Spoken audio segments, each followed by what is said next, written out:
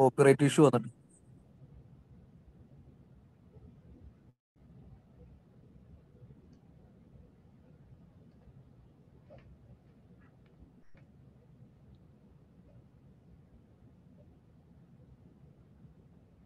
Alright, പിന്നെ റെഡിയാണോ?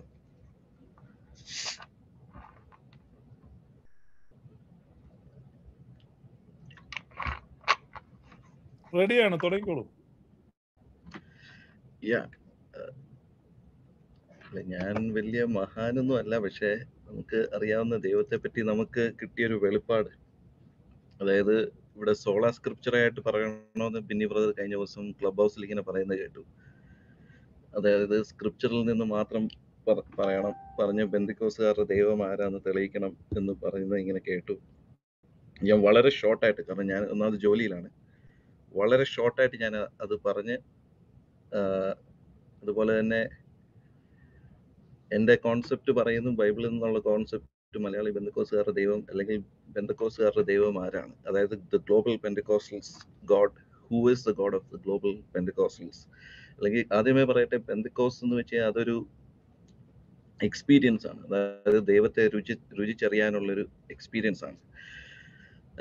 Okay, നമുക്ക് ഓൾഡ് ടെസ്റ്റ്മെന്റിൽ നിന്ന് തന്നെ നമുക്ക് സ്റ്റാർട്ട് ചെയ്യാം. ഡ്യൂട്രോണോമി 6:4 പറയുന്നു, ന്യൂ ഇന്റർനാഷണൽ വേർഷൻ ആണ് ഞാൻ വായിക്കുന്നത്. Now hear O Israel, the Lord our God, the Lord is one. The Lord our God, our Lord is one. ദൈവം വൺ. അപ്പൊ ഈ വൺ എന്ന് പറയുമ്പോൾ ഇതിനകത്ത് നമ്മൾ ഉദ്ദേശിക്കുന്ന വണ്ണ്, അത് പലരും എടുത്തുകൊണ്ട് പോയി ദൈവം ഏകനെന്ന് പറയുകയും, അതായത് ഇസ്ലാമിക് തോട്ടിനോട് ഈക്വലന്റ് ആയി പോവുക, അങ്ങനെയൊക്കെ പലരും പറയും. പക്ഷെ ആ വണ്ണിനെ അവിടെ യൂസ് ചെയ്തിരിക്കുന്ന യഥാർത്ഥ അതിന്റെ മൂലവാക്ക് എക്കാദ് എന്നാണ്. ECAHD, എക്കാദ്. എക്കാദിന്റെ യഥാർത്ഥ അർത്ഥം എന്ന് വെച്ച് കഴിഞ്ഞാൽ it means multiple things group to one. അതായത് ജെനസിസ് 2:24 ഉള്ള വാക്യത്തിൽ പറയുന്ന പോലെ, and man and woman shall move and they shall become one flesh. അതായത് മൾട്ടിപ്പിൾ ഗ്രൂപ്പിലുള്ളതിനെ ഒന്നായിട്ട് പറയുന്നതാണ് എക്കാദ് എന്ന് പറയുന്നത്. Number 2, Genesis 11:6, the people are one and they all have one language. അപ്പോൾ പീപ്പിൾ ആർ വൺ എന്ന് അവിടെ ദൈവം പറയുമ്പോൾ അവര് ഒരു ഗ്രൂപ്പ് ഓഫ് പീപ്പിൾ ആണ്. അവിടെ യൂസ് ചെയ്തിരിക്കുന്ന വാക്യം, വേർഡ്, അതിന്റെ മൂലവാക്യം എക്കാദ്, the group of people.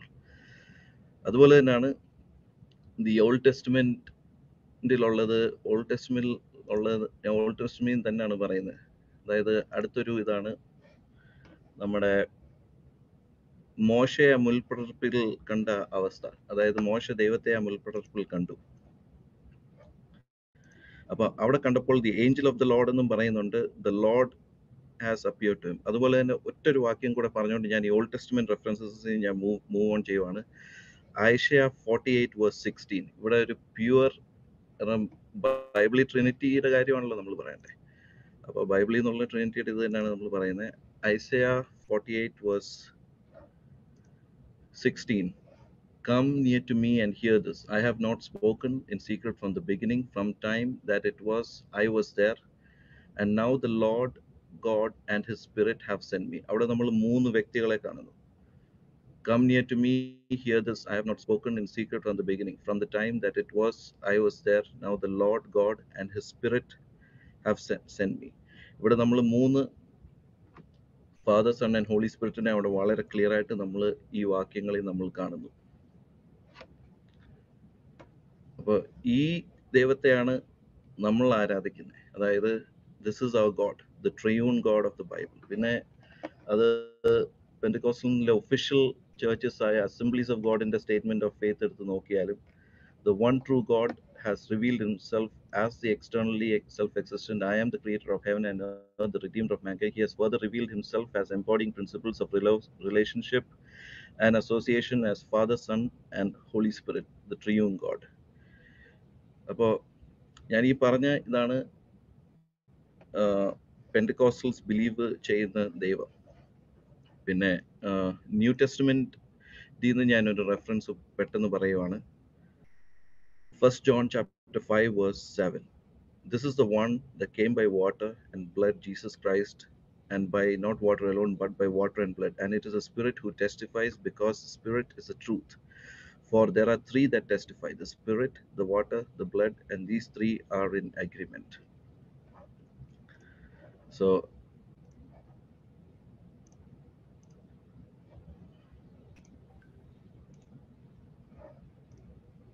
all right. അപ്പോൾ അവൻ ഈ പറഞ്ഞ ഈ രണ്ട് സ്ഥലത്തും ബൈബിളിനകത്തുനിന്ന് ട്രിനിറ്റി വളരെ ക്ലിയർ ആയിട്ട് ഞാൻ കാണിച്ചു തരികയും ചെയ്തു. ആ പറയുന്ന ആ ട്രിനിറ്റേറിയൻ ഗോഡിനെയാണ് ഞങ്ങൾ വർഷിപ്പ് ചെയ്യുന്നത്. അതായത് പിതാവും പുത്രനും പരിശുദ്ധാത്മാവും അത് ത്രിയേകനായ ദൈവത്തെയാണ് ഞങ്ങൾ വർഷിപ്പ് ചെയ്യുന്നത്. There's no doubt about it. Okay, കഴിഞ്ഞോ? Yes.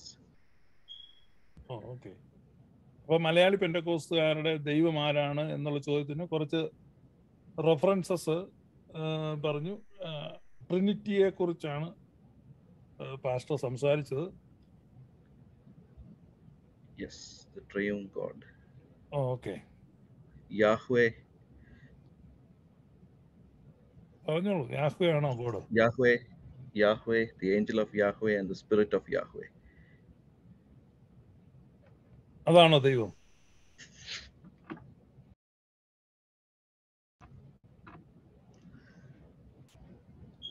അതെ. അപ്പൊ ആരാണ് പിതാവും ദൈവം?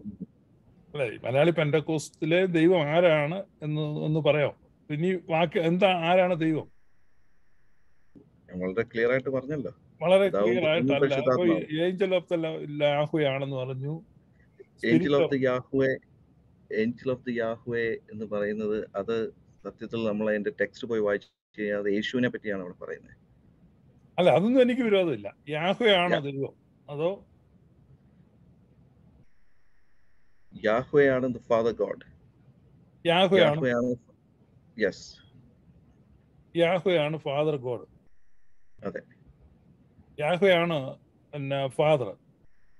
അതെ. അപ്പൊ സൺ ആരാ? സണ്ണ് ജീസസ് ആണ്. ജീസസിനെ പറ്റിയാണ് അവിടെ the three persons appeared എബ്രഹാമിന്റെ അടുത്ത് വന്നത്. അതിനകത്ത് പലപ്പോഴും നമ്മൾ കാണുന്നുണ്ട് the angel of Yahweh. ഈ angel of Yahweh പലപ്പോഴും കാണുന്ന കാര്യമല്ല ചോദിച്ചേ. മലയാളി നമ്മളിപ്പോ ദൈവം എന്ന് പറയുമ്പം ഒന്ന് നമ്മൾ ആരാധിക്കുന്നതും രണ്ട് പ്രാർത്ഥിക്കുന്നതാണല്ലോ. അപ്പം നമുക്ക് വേറെ തന്നെ ദൈവം. അപ്പൊ നിങ്ങൾ ആരാധിക്കുന്നത് ആരെയാ അതിനകത്ത്? യാഹ്വേ ആണോ? നമ്മൾ ദൈവത്തിന്റെ പേരെടുത്ത് അങ്ങനെ പറയാറില്ലല്ലോ. അത് നമ്മൾ പിതാവിനെയും പുത്രനെയും പരിശുദ്ധാത്മാവിനെയും നമ്മൾ ആരാധിക്കുന്നു. അതെ, ഈ വേദപുസ്തകത്തിൽ നിന്നല്ല ഈ കാര്യം പറയണമെന്ന് നമ്മൾ പറഞ്ഞിട്ടുള്ളത്. അപ്പൊ ബൈബിൾ അനുസരിച്ച് യാഹ്വേ ആണോ നിങ്ങൾ ആരാധിക്കുന്നത് അതോ ആരെയാണ് ആരാധിക്കുന്നത്? ഞാൻ പറഞ്ഞല്ലോ, യാഹ്വേ തന്നെയാണ് പിതാവ്. പിന്നെ നമ്മൾ ദൈവത്തിന്റെ പേരെടുത്ത് പറയേണ്ട ആവശ്യമില്ലല്ലോ. അപ്പൊ പിതാവിനെയാണോ നിങ്ങൾ ആരാധിക്കുന്നത്? പിതാവിനെ, പുത്രനെയും പരിശുദ്ധാത്മാവിനെയാണ് ഞങ്ങൾ ആരാധിക്കുന്നത്. അങ്ങനെ ആരാധിക്കണമെന്ന് ബൈബിളിൽ പറയുന്നുണ്ടോ? എന്താണ്? അങ്ങനെ ആരാധിക്കണമെന്ന് ബൈബിളിൽ പറയുന്നുണ്ടോ?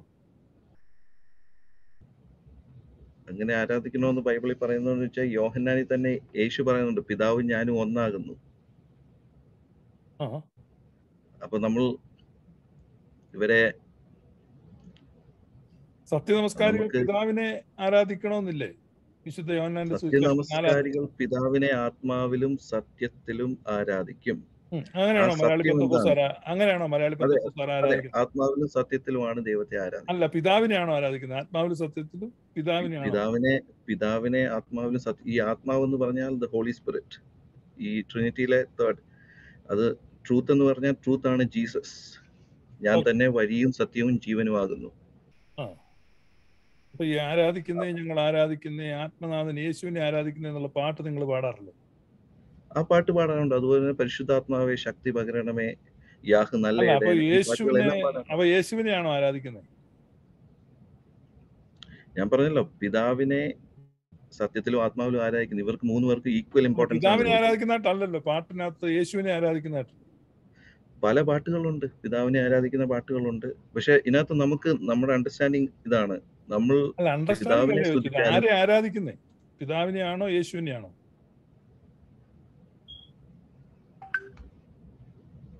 ഞങ്ങൾ പിതാവിനെയും പുത്രനെയും പരിശുദ്ധാത്മാവിനെയും ആരാധിക്കുന്നു. മൂന്ന് പേരെ ആരാധിക്കുന്നു. മാറി മാറി ആരാധിക്കുന്നു. ഒരാൾക്ക് കൊടുക്കുന്ന ആരാധന അത് രണ്ടുപേർക്കും എല്ലാവർക്കും കിട്ടും. അവർ ഷെയർ ചെയ്യും. ഒരാൾക്ക് കൊടുക്കുന്ന ആരാധന അവർ ഷെയർ ചെയ്യും, അങ്ങനെയാണോ? നമ്മൾ പിതാവിനെയും ഇത് ഈക്വൽ ഇമ്പോർട്ടൻസ് ആണ് അവർക്ക്. എന്ന് വെച്ചാൽ ഈ ട്രിനിറ്റിക്കകത്ത് ഒരാൾക്കും നിങ്ങളപ്പോ ഒരു ഞായറാഴ്ച നിങ്ങളുടെ ആരാധനയിൽ ഈക്വലായിട്ട് 3 പേരെ ആരാധിക്കുന്നുണ്ടോ? ഞങ്ങളുടെ സഭയിൽ 3 പേർക്ക് ഈക്വൽ ഇമ്പോർട്ടൻസ് ആണ്. പൊതുവെ പെന്തക്കോസ്ത് സഭകളിൽ 3 പേരെ ആരാധിക്കുന്നുണ്ടോ? മറ്റ് സഭകളുടെ കാര്യം എനിക്കറിയില്ല. ഞങ്ങളുടെ സഭയെ സംബന്ധിച്ച് ഞങ്ങൾ ട്രിനിറ്റേറിയൻ വർഷിപ്പേഴ്സ് ആണ്. നിങ്ങളുടെ സഭ എത്ര നാളായി തുടങ്ങിയിട്ട്? ഞങ്ങളുടെ സഭ തുടങ്ങിയിട്ട് 3 വർഷമായി. 3 വർഷമായി. അതെ. അതിന് മുന്നേ ഞാൻ പൊയ്ക്കൊണ്ടിരുന്ന സഭയിൽ ഒരു ട്രിനിറ്റേറിയൻ വർഷിപ്പേഴ്സ് ആയിരുന്നു. അപ്പൊ നിങ്ങൾ ഈ ഈക്വലായിട്ട് 3 പേരെ ആരാധിക്കുമോ അതോ എങ്ങനെയാ? ഈക്വലായിട്ട് 3 പേരെ ആരാധിക്കുമെന്ന് ചോദിച്ചു കഴിഞ്ഞാൽ അതൊരു ചോദ്യമല്ലേ. അപ്പൊ നമ്മൾ 3 പേരുണ്ട് നമ്മള് 3 പേർക്കും ഈക്വൽ ഇമ്പോർട്ടൻസ് ആണ് നമ്മൾ കൊടുക്കുന്നത്. അതായത് നമ്മൾ ദൈവത്തിന്റെ പരിശുദ്ധാത്മാവിൽ നീങ്ങുന്ന ഒരു സഭയാണ്. അപ്പൊ നമുക്ക് ഇമ്പോർട്ടൻസ് പിതാവും പുത്രനും പരിശുദ്ധാത്മാവും. ഈ പിതാവിനെയും പുത്രനെയും എല്ലാം നമുക്ക് കാണിച്ചു തരുന്ന പരിശുദ്ധാത്മാവാണ്. നമ്മൾ ആത്മാവിൽ പ്രാർത്ഥിച്ചാണ് ഓരോ ദിവസവും മുന്നേറുന്നത്. ഈ തിരുവനന്തപുരത്ത് നിന്നുള്ളൊരു പാസ്റ്റർ ഇന്നലെ ക്ലബ് ഹൗസിൽ പറഞ്ഞു, ഇതൊരു സാധാരണക്കാർക്ക് മനസ്സിലാകുകയല്ല, ഇതൊരു മിസ്റ്ററിയാണ്. അങ്ങനെ ഒരു ഹോളി സ്പിരിറ്റിന്റെ ഒരു അനുഭവത്തിൽ ഇങ്ങനെ അങ്ങ് പോവാണ്. അതാണോ പാസ്റ്ററും പറയുന്നത്? അങ്ങനെ എന്താണ് പരിശുദ്ധാത്മാവിന്റെ ഒരു അനുഭവത്തിൽ ഇങ്ങനെ നമ്മൾ മുന്നോട്ട് പോവാണ്. അപ്പം വ്യക്തമായി നമുക്ക് നിർവചിക്കാനോ? Clear understanding പരിശുദ്ധാത്മാവിലാണ്. പരിശുദ്ധാത്മാവ് വചനം, അതായത് ദ വേർഡ് ഓഫ് ഗോഡ്, യേശു. അതിലൂടെ നമുക്ക് ക്ലിയർ ആയിട്ട് ദൈവത്തെ പറ്റിയുള്ള ഒരു അണ്ടർസ്റ്റാൻഡിങ് ദൈവം ഓരോ ദിവസവും പകരുന്നുണ്ട്. അപ്പൊ നമുക്ക് നമ്മുടെ ദൈവത്തെ പറ്റി ക്ലിയർ ആയിട്ട് ഒരു അണ്ടർസ്റ്റാൻഡിങ് ഉണ്ട്. പിതാവും പുത്രനും പരിശുദ്ധാത്മാവും ത്രിയേക ദൈവം.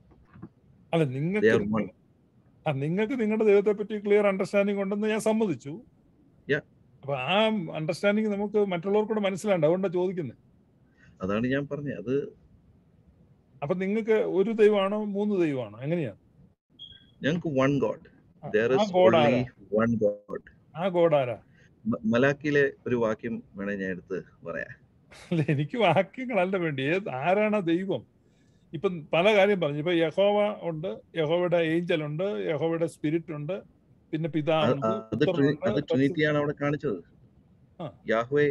യാഹ്വേസ് angel and the spirit of Yahweh. ഇത് തന്നെയാണ് Father, Son and Holy Spirit എന്ന് നമ്മൾ പറയുന്നത്. പക്ഷെ നമ്മൾ ദൈവത്തിന്റെ പേരെടുത്ത് ഉച്ചരിക്കാൻ, ഇപ്പൊ ജ്യൂസിനെ സംബന്ധിച്ച് അവർ ഈ ദൈവത്തിന്റെ പേരെടുത്ത് എപ്പോഴും നമ്മളിങ്ങനെ പറയണ്ട. നമ്മൾ എപ്പോഴും നമ്മുടെ അപ്പന്റെ പേരെടുത്ത് പറയുമോ? അതുകൊണ്ട് നമ്മൾ പിതാവേ എന്ന് വിളിക്കുന്നു. അതുകൊണ്ടാണ് യേശു പുതിയ നിയമത്തിൽ വന്ന് പിതാവേ എന്ന് വിളിച്ചത്. യേശുവിന് കയറി യേശുവിന്റെ അപ്പനെ കയറി യഹോവേ എന്ന് വിളിക്കാൻ, പേര് കയറി വിളിക്കാൻ പറ്റും. അതുകൊണ്ട് യേശു അതുകൊണ്ടാണ് പിതാവേ എന്ന് വിളിച്ചത്.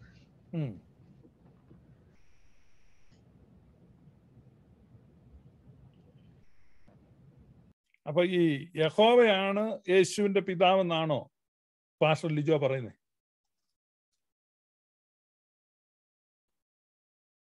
യേശു യഹോവയുടെ മകനാണോ? He was before the world began, or before Abraham was, I was there. എബ്രഹാമിന് മുന്നേ ഞാൻ ഉണ്ടായിരുന്നതാണ് യേശു പറയുന്നത്. ഈ ലോകത്തിന്റെ അടിസ്ഥാനങ്ങളെല്ലാം ഇട്ടിരിക്കുന്നതിന് മുന്നേ തന്നെ കർത്താവ് യേശു ക്രിസ്തു ഉണ്ടായിരുന്നു. Before the foundations of the earth was set, I was there. Okay, അത് സമ്മതിച്ചു. വളരെ നല്ലൊരു ആർഗ്യുമെന്റ്. അപ്പൊ ഞാൻ ചോദിക്കുന്നത്, ഈ യഹോവയാണ് യേശുവിന്റെ പിതാവെന്നാണോ പാസ്റ്റർ ലിജോ പറയുന്നത്? അതെ, യേശു വിളിച്ചിരുന്നത് അതല്ല ഞാൻ യേശു വിളിച്ചാലേ ഞാൻ ചോദിക്കുക, യഹോവയാണോ യേശുവിന്റെ പിതാവ്, അല്ലെ യഹോവയുടെ പുത്രനാണോ യേശു? അതെ, യഹോവയായ ദൈവത്തിന്റെ പുത്രനാണ് യേശു. ഓക്കെ, അങ്ങനെയാണ്. ഞാനൊരു വാക്യം വായിക്കാം. വേദോസ്തപ്രകാരം വേണോ അല്ല, ഈ വാക്യം നോക്ക്. പുറപ്പാട് പുസ്തകം 4:22. നീ ഫറവോനോട് യഹോവ ഇപ്രകാരം അരുളി ചെയ്യുന്നു, ഇസ്രായേൽ എന്റെ പുത്രൻ, എന്റെ ആദ്യജാതൻ തന്നെ. അപ്പൊ ഇസ്രായേൽ എന്ന് പറഞ്ഞു കഴിഞ്ഞാൽ, ഇസ്രായേൽ എന്ന് പറഞ്ഞാൽ യാക്കോബാണല്ലോ. അബ്രഹാം, ഇസ്ഹാക്ക്, യാക്കോബ്. യാക്കോബിന്റെ പേരാണല്ലോ ഇസ്രായേൽ. അതെ. അപ്പൊ ആ ഇസ്രായേലാണ് യഹോവയുടെ ആദിജാതൻ. അപ്പൊ അബ്രഹാമിന് മുമ്പേ ഉള്ള യേശു എങ്ങനെയാണ് യഹോവയുടെ പുത്രനാകുന്നത്?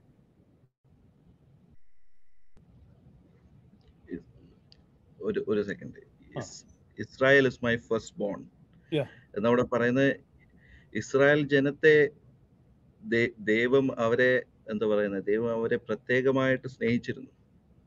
അതായത് അതുകൊണ്ടാണ് ഫസ്റ്റ് ബോൺ എന്ന് പറയുന്നത്. അതായത് ഈ ലോകത്തിലുള്ള ദൈവത്തിന് ഉള്ള പുത്രന്മാരിൽ, അതായത് ദ സൺസ് ഓഫ് ഗോഡ്, നമ്മൾ ആ ഒരു തിയോളജി പഠിക്കുമ്പോഴാണ് നമുക്ക് മനസ്സിലാവുന്നത്. അതായത് for those who are led by the spirit of God are sons of God.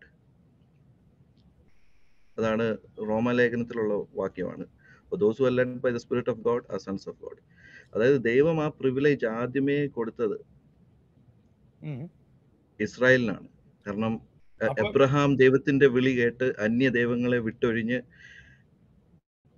കാണിപ്പാനിരിക്കുന്ന ദേശത്തേക്ക് യഹോവ എബ്രഹാമിനോട് പറഞ്ഞു, ഇറങ്ങി നടക്കാൻ പറഞ്ഞപ്പോൾ ഇറങ്ങി നടന്നു. അതുകൊണ്ടാണ് അവരെ, അതായത് എബ്രഹാമിന്റെ മക്കളെ, എബ്രഹാമിന് ഇസ്ഹാക്കിലുണ്ടായ മക്കളെ ഫസ്റ്റ് ബോൺ എന്ന ആ സ്നേഹം കൊടുത്ത് ദൈവം വിളിച്ചത്. അതുകൊണ്ടാണ് ഇന്ന്, അതുകൊണ്ടാണ് അബ്രഹാം ഫസ്റ്റ് ബോൺ അല്ലേ?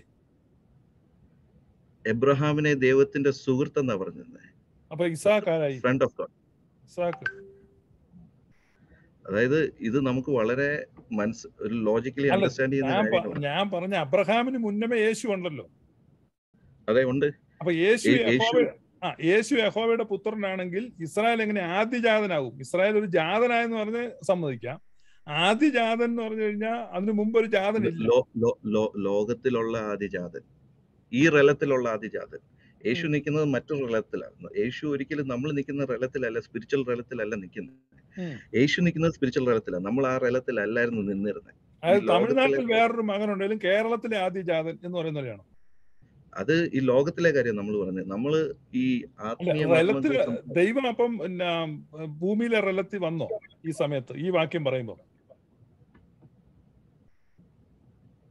ഏതാണ് ഈ പുറപ്പാട് പുസ്തകം 4:22 പറയുമ്പോ ദൈവം ഭൂമിയിൽ വന്നു, ഭൂമിയിലെ റലത്തിലാണോ നിൽക്കുന്നത്? ആ വാക്യം, അതിന്റെ റെഫറൻസ് എന്ന് പറഞ്ഞാൽ അതിന്റെ കോണ്ടെക്സ്റ്റ് മനസ്സിലായി. അതിന്റെ അടുത്ത വാക്യം വായിച്ചാലേ എനിക്ക് വായിച്ചോ. നീ ഫറവോനോട്, അത് ഫറവോനോട് ചെന്ന് കഴിയുമ്പോ ഇസ്രായേൽ ഇപ്രകാരം അരുളി ചെയ്യുന്നു, ഇസ്രായേൽ എന്റെ പുത്രൻ, എന്റെ ആദിജാതൻ തന്നെ. അപ്പൊ യഹോവയുടെ ആദിജാതൻ ഇസ്രായേലാണ് എന്ന് വാക്യം പറയുന്നു. അപ്പൊ യേശുവിന്റെ അപ്പനാണ് യഹോവ എന്ന് പാസ്റ്റർ ലിജോ പറയുന്നു. ഇത് പൊരുത്തക്കേടല്ലേ? ഈ ഒരു ഒറ്റ വാക്യത്തിൽ നമുക്ക് ഇത് ചെയ്യാൻ പറ്റത്തില്ലല്ലോ. ദ ഫസ്റ്റ് ബോൺ ഞാൻ പറയുന്നത് ഈ വാക്യം തെറ്റാണെന്ന് സമ്മതിക്കാൻ പറ്റുമോ? ഈ വാക്യം തെറ്റല്ല. ഞാൻ പറയുന്നത് ഈ വാക്യം തെറ്റാണെന്ന് പറയേണ്ടി വരും. അല്ല, ഇതിന്റെ ആത്മീയ മർമ്മം മനസ്സിലാവാത്തോണ്ടാണ് ഈ വാക്യത്തിൽ കടന്ന് ഇങ്ങനെ പിടിക്കുന്നത്. അല്ല, ആത്മീയ മർമ്മം പറഞ്ഞു. ആത്മീയമായിട്ടുള്ള ഇതല്ല, ദൈവം ആത്മാവാകുന്നു. അതെ.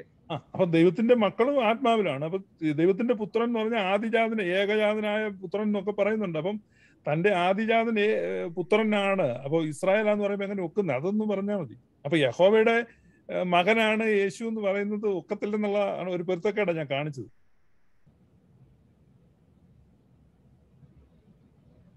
അത് ഇതിനകത്ത് വിഷമിച്ചിട്ട് കാര്യമില്ല. ഈ പ്രോഗ്രാം ഇങ്ങനെയാണ്. ഞാൻ ചോദ്യങ്ങൾ ചോദിക്കും, അതിന്റെ ഉത്തരം പറയുക. നിങ്ങളുടെ ദൈവം ആരാണെന്ന് പറയാനുള്ള ഒരു കാര്യമാണ്. ജോസ് ലൂയിസ് എന്ന് പറഞ്ഞ ആള് കമന്റ് എഴുതിയിരിക്കുന്നു, ഞാൻ ചോദ്യം മാത്രമേ ചോദിക്കുള്ളൂ. ഇതാണ് ചലഞ്ച്. ഇതിന് ധൈര്യമുള്ളവർ വരണം. അതിന് ധൈര്യം കാണിച്ച് ആണ് പാസ്റ്റർ ലിജോ. നിങ്ങളെ കൊണ്ട് ആരെ കൊണ്ട് സാധിച്ചില്ല. അദ്ദേഹം മുന്നോട്ട് വന്നു. യേശുവിനെ പറ്റി പറയുമ്പോൾ is the only begotten son. Okay. only begotten son. Okay. അതുകൊണ്ട് അതിന്റെ മലയാളം എങ്ങനെയാന്ന് ഞാൻ, ഏകജാതനായ പുത്രൻ. ഏകജാതൻ. അല്ല, ആ മോണോജിനോസ് തിയോസ് എന്നാണ്. അത് എനിക്ക് അഭിപ്രായ വ്യത്യാസം ഉണ്ട് ആ തർജ്ജമയില്. പക്ഷെ നിങ്ങൾ വെച്ചിരിക്കുന്ന തർജ്ജമ അതാണ്. ഓക്കെ. അപ്പൊ ഞാൻ ചോദിക്കുന്നത്, യേശു അല്ലെങ്കിൽ ഈ പുത്രൻ അവിടെ ഉള്ളപ്പോഴാണോ, അതോ ഈ വാക്യം പറയുമ്പോ പുത്രൻ ഇല്ലേ?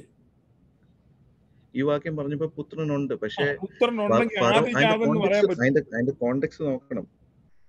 ഫറവോന്റെ അടുത്ത് പോയി പറയാനാ പറയുന്നത്. അതെ, അതുകൊണ്ട് അവിടെ ഒരു പൊളിറ്റിക്കൽ ഇതാണ് കാണുന്നത്. ഫറവോൻ അവരെ അടിമകളാക്കി വെച്ചിരുന്നു. അപ്പോ മോശ അങ്ങോട്ട് വിടുവാണ്. അപ്പോ അവരോട് പറഞ്ഞു കൊടുക്കുന്ന രീതിയാണ്, ഇസ്രായേൽ എന്റെ മക്കളാണ്, അവർ എന്റെ ഫസ്റ്റ് ബോൺ. അതായത് ഈ ലോകത്തിൽ ഈ പൊളിറ്റിക്കൽ ഇതിൽ അവരെ ഞാൻ തെരഞ്ഞെടുത്ത ജാതിയാണ്. ആ ഇതിലാണ് അത് അവിടെ പറയുന്നത്.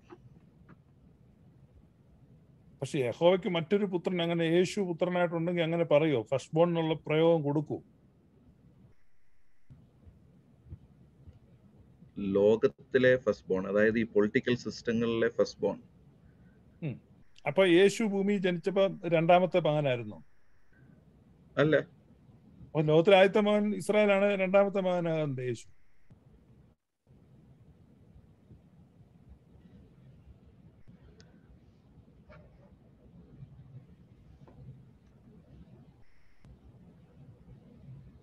ഇസ്രായേൽ, അതായത് ഇപ്പൊ ഈ ഒറ്റ വാക്യം കൊണ്ട് നമുക്ക് ഈ പറയുന്ന കൺക്ലൂഷൻ ഒന്നും നമുക്ക് എത്താൻ പറ്റത്തില്ല. എത്താൻ പറ്റത്തില്ല. അത് നമ്മുടെ ദൈവം ആരാണെന്നുള്ളതിനെ പറ്റിയും നമുക്ക് ഒരു ധാരണ വേണ്ടേ? അല്ല, ഞാൻ പറഞ്ഞല്ലോ.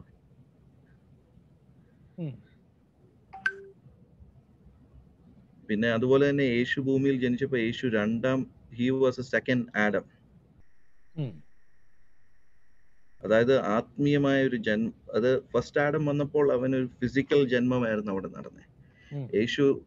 യേശു ജനിച്ചപ്പോൾ he was a second Adam, രണ്ടാമത്തെ ആദം.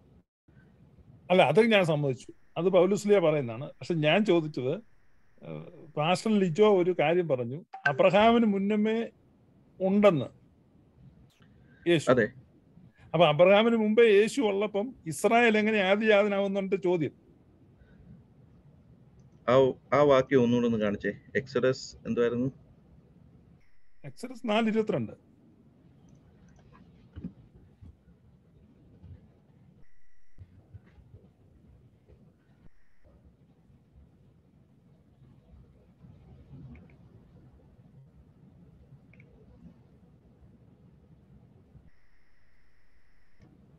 ഈ നമ്മുടെ ഫേസ്ബുക്ക് പേജിൽ ഈ ചർച്ച കണ്ടുകൊണ്ടിരിക്കുന്ന ആളുകൾ ദയവായിട്ട് പെന്തക്കോസ്ത് ഉപാധിപ്പെട്ടവരാണ്, അസഭ്യം എഴുതുന്നുണ്ട്. അവിടെ അസഭ്യം എഴുതരുത്. കാരണം നിങ്ങളുടെ ഇടയിൽ നിന്ന് ഒരാള് ഈ ചലഞ്ച് ഏറ്റെടുത്ത് വന്നിരിക്കുകയാണ്, ഈ പാസ്റ്റർ ലിജോ. നിങ്ങൾ എന്തിനാണ് അദ്ദേഹത്തെ ചീത്ത വിളിക്കുന്നത്? നിങ്ങൾക്ക് നാണമില്ലേ? എന്നാ പിന്നെ നിങ്ങൾ അത്ര സമർത്ഥനാണ്, നിങ്ങൾ ഇവിടെ വന്ന് കയറി ഇരിക്കേ. അല്ല, ഞാൻ കുറ്റം പറയല്ല. നിങ്ങൾ എന്തിനാണ് ഈ പാസ്റ്റർ ലിജോയെ കുറ്റം പറയുന്നത്? അദ്ദേഹം ആ ഒരു ധൈര്യം കാണിച്ചില്ലേ? ജനകാത്മജൻ. This is what the Lord says. Israel is my firstborn son. അങ്ങനെയാണല്ലോ ആ വാക്യം. അതെ. ഞാൻ പക്ഷെ ഇതിന് നേരത്തെ വാങ്ങിച്ച റെഫറൻസുകൾ നിങ്ങൾ നോക്കിക്കഴിഞ്ഞാൽ ഈ ലോർഡ് എന്ന് പറയുന്നത്, ഈ ലോർഡ് എന്ന് പറയുന്നതിനകത്ത് യേശു ഉണ്ട്.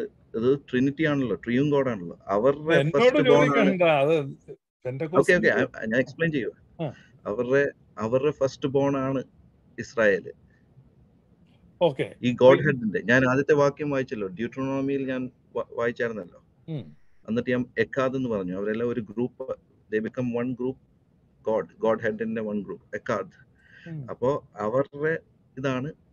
അവരുടെ ഫസ്റ്റ് ബോൺ ആണ് ഇസ്രായേൽ. പകൽ മേഘസ്തംഭവും രാത്രി അഗ്നി പില്ലർ ഓഫ് ഫയറും ഒക്കെ ആയിട്ട് അവർ കൂടെ കൊണ്ടുവരുന്ന ജനമാണ് ഇസ്രായേൽ. അപ്പൊ ട്രിനിറ്റിയുടെ മകനാണ്. അതായത് നമ്മൾ ഈ വാക്കുകൾ പറഞ്ഞ് കൺഫ്യൂസ് ചെയ്യാതെ അതിന്റെ കോൺസെപ്റ്റ് വളരെ ക്ലിയർ ആണ്. കോൺസെപ്റ്റ് പറഞ്ഞോളൂ. ഞാൻ നേരത്തെ പറഞ്ഞാണല്ലോ.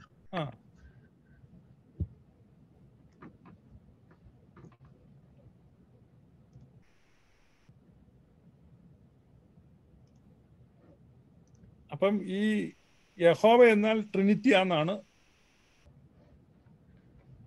ലിജോ പറയുന്നത്. അങ്ങനെയല്ലേ പറഞ്ഞു? ആണോ പാസ്റ്റർ പറഞ്ഞത്? യഹോവ ട്രിനിറ്റി ആണെന്നും ആ ട്രിനിറ്റിയുടെ മകനാണ് ഇസ്രായേൽ എന്നാണോ പറഞ്ഞത്?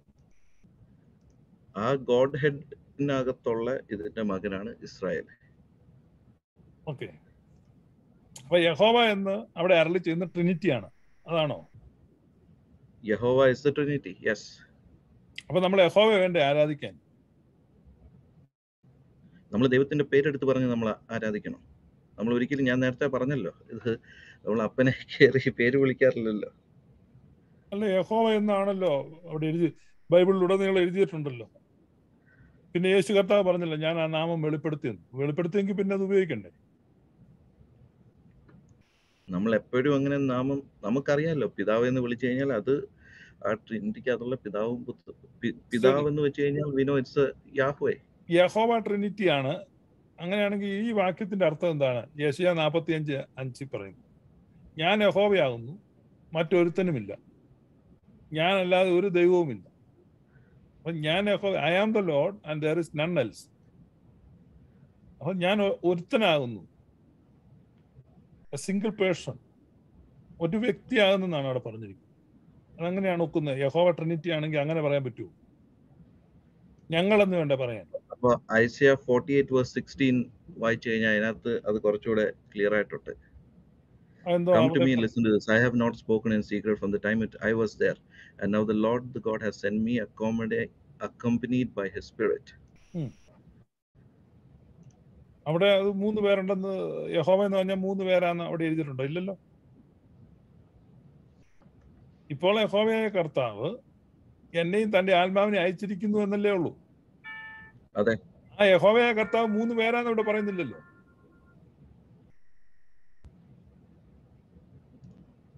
ആ യഹോവയായ കർത്താവ് 3 പേരാന്ന് അവിടെ പറയുന്നുണ്ടോ?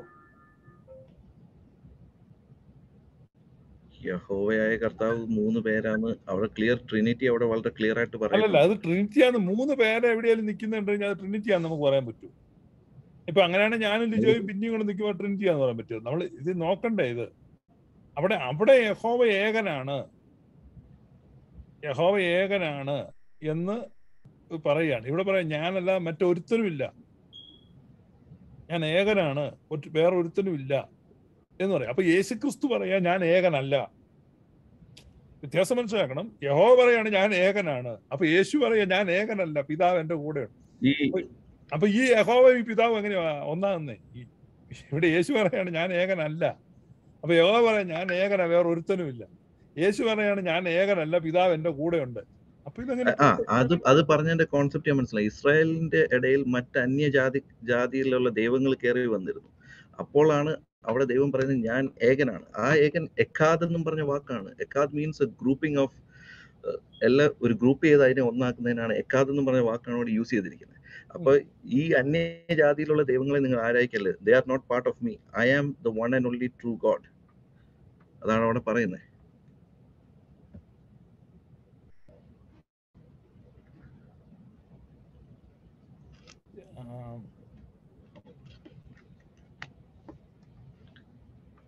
ഈ ദൈവം പലയിടത്തും ഞാൻ ഏകനാന്ന് പറയുന്നത് അത് അതിന്റെ മുന്നേ ഉള്ള റെഫറൻസുകളിലോ അല്ലെങ്കിൽ അതിന്റെ താഴെയുള്ള ഇത് നോക്കിക്കഴിഞ്ഞാൽ ഈ ജനം പോയി അന്യ ദേവന്മാരെ ആരാധിക്കുന്നത് നമ്മൾ കാണുന്നുണ്ട്. അപ്പൊ അതിനുള്ള ഇതിൽ ദൈവം അവരോട് പറയുവാണ് ഞാൻ ഏകനാണ്, നിങ്ങൾ ഡോണ്ട് ബ്രിങ് ദം, അവരെ നിങ്ങളുടെ ആരാധന ഇതായിട്ട് നിങ്ങൾ കൊണ്ടുവരില്ലെന്ന്. നമ്മൾ ഈ നേരത്തെ വായിച്ച ഡ്യൂട്ടറോണോമിയിലും പാസ്റ്റർ എടുത്തതിന്റെ തൊട്ട് താഴെയും മേളിലും അതിൻ്റെ എല്ലാ കോണ്ടെക്സ്റ്റുകൾ നോക്കിക്കഴിഞ്ഞാൽ നമുക്ക് വളരെ ക്ലിയർ ആയിട്ട് കാണാൻ പറ്റും. ഇവർ പോയി ഇസ്രായേൽ മക്കൾ ദൈവത്തിന്റെ ഫസ്റ്റ് ബോണിൽ ദൈവം വിളിച്ചവര് പോയി അന്യ ദൈവങ്ങളെ ആരാധിക്കാൻ പോയി. അതുകൊണ്ടാണ് ദൈവം അവിടെ ക്ലിയർ ആയിട്ട് പറയുന്നത് അവരല്ല നിങ്ങളുടെ ദൈവം, I am the one God. Okay. അപ്പൊ യാഹ്വേ ആണ് മലയാളി പെന്തക്കോസ്തുകാരുടെ ദൈവം അല്ലേ?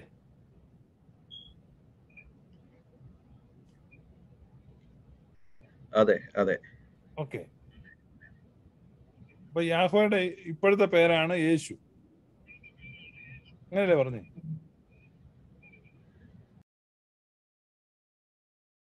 Jesus is Yahweh. അത് ഞാനിത് ആദ്യം വായിച്ചപ്പോൾ ഞാൻ ക്ലിയർ ആയിട്ട് പറഞ്ഞു, ദി ഏഞ്ചൽ ഓഫ് യാഹ്വേ എന്നും പറഞ്ഞ് നമ്മൾ പലപ്പോഴും പല സ്ഥലങ്ങളിൽ കാണുന്നുണ്ട്. ഓക്കെ. ആ ഏഞ്ചൽ ഓഫ് യാഹ്വേ എന്ന് പറഞ്ഞ അത് യാഹ്വേ തന്നെയാണ്, അത് ദൈവപുത്രനായ യേശു ആണ്. ഓക്കെ. അപ്പൊ ഇവിടെ ഈ യഹോവയുടെ നാമം നമുക്ക് എടുക്കാൻ പറ്റത്തില്ല, അത് എടുക്കുന്നത് ശരിയല്ല എന്ന്. യഹോവയുടെ നാമം മൃദുവായി എടുക്കല്ലെന്നുണ്ട്. എടുക്കല്ലേ? അപ്പൊ ഈ യേശുവിന്റെ നാമം എടുക്കാവോ?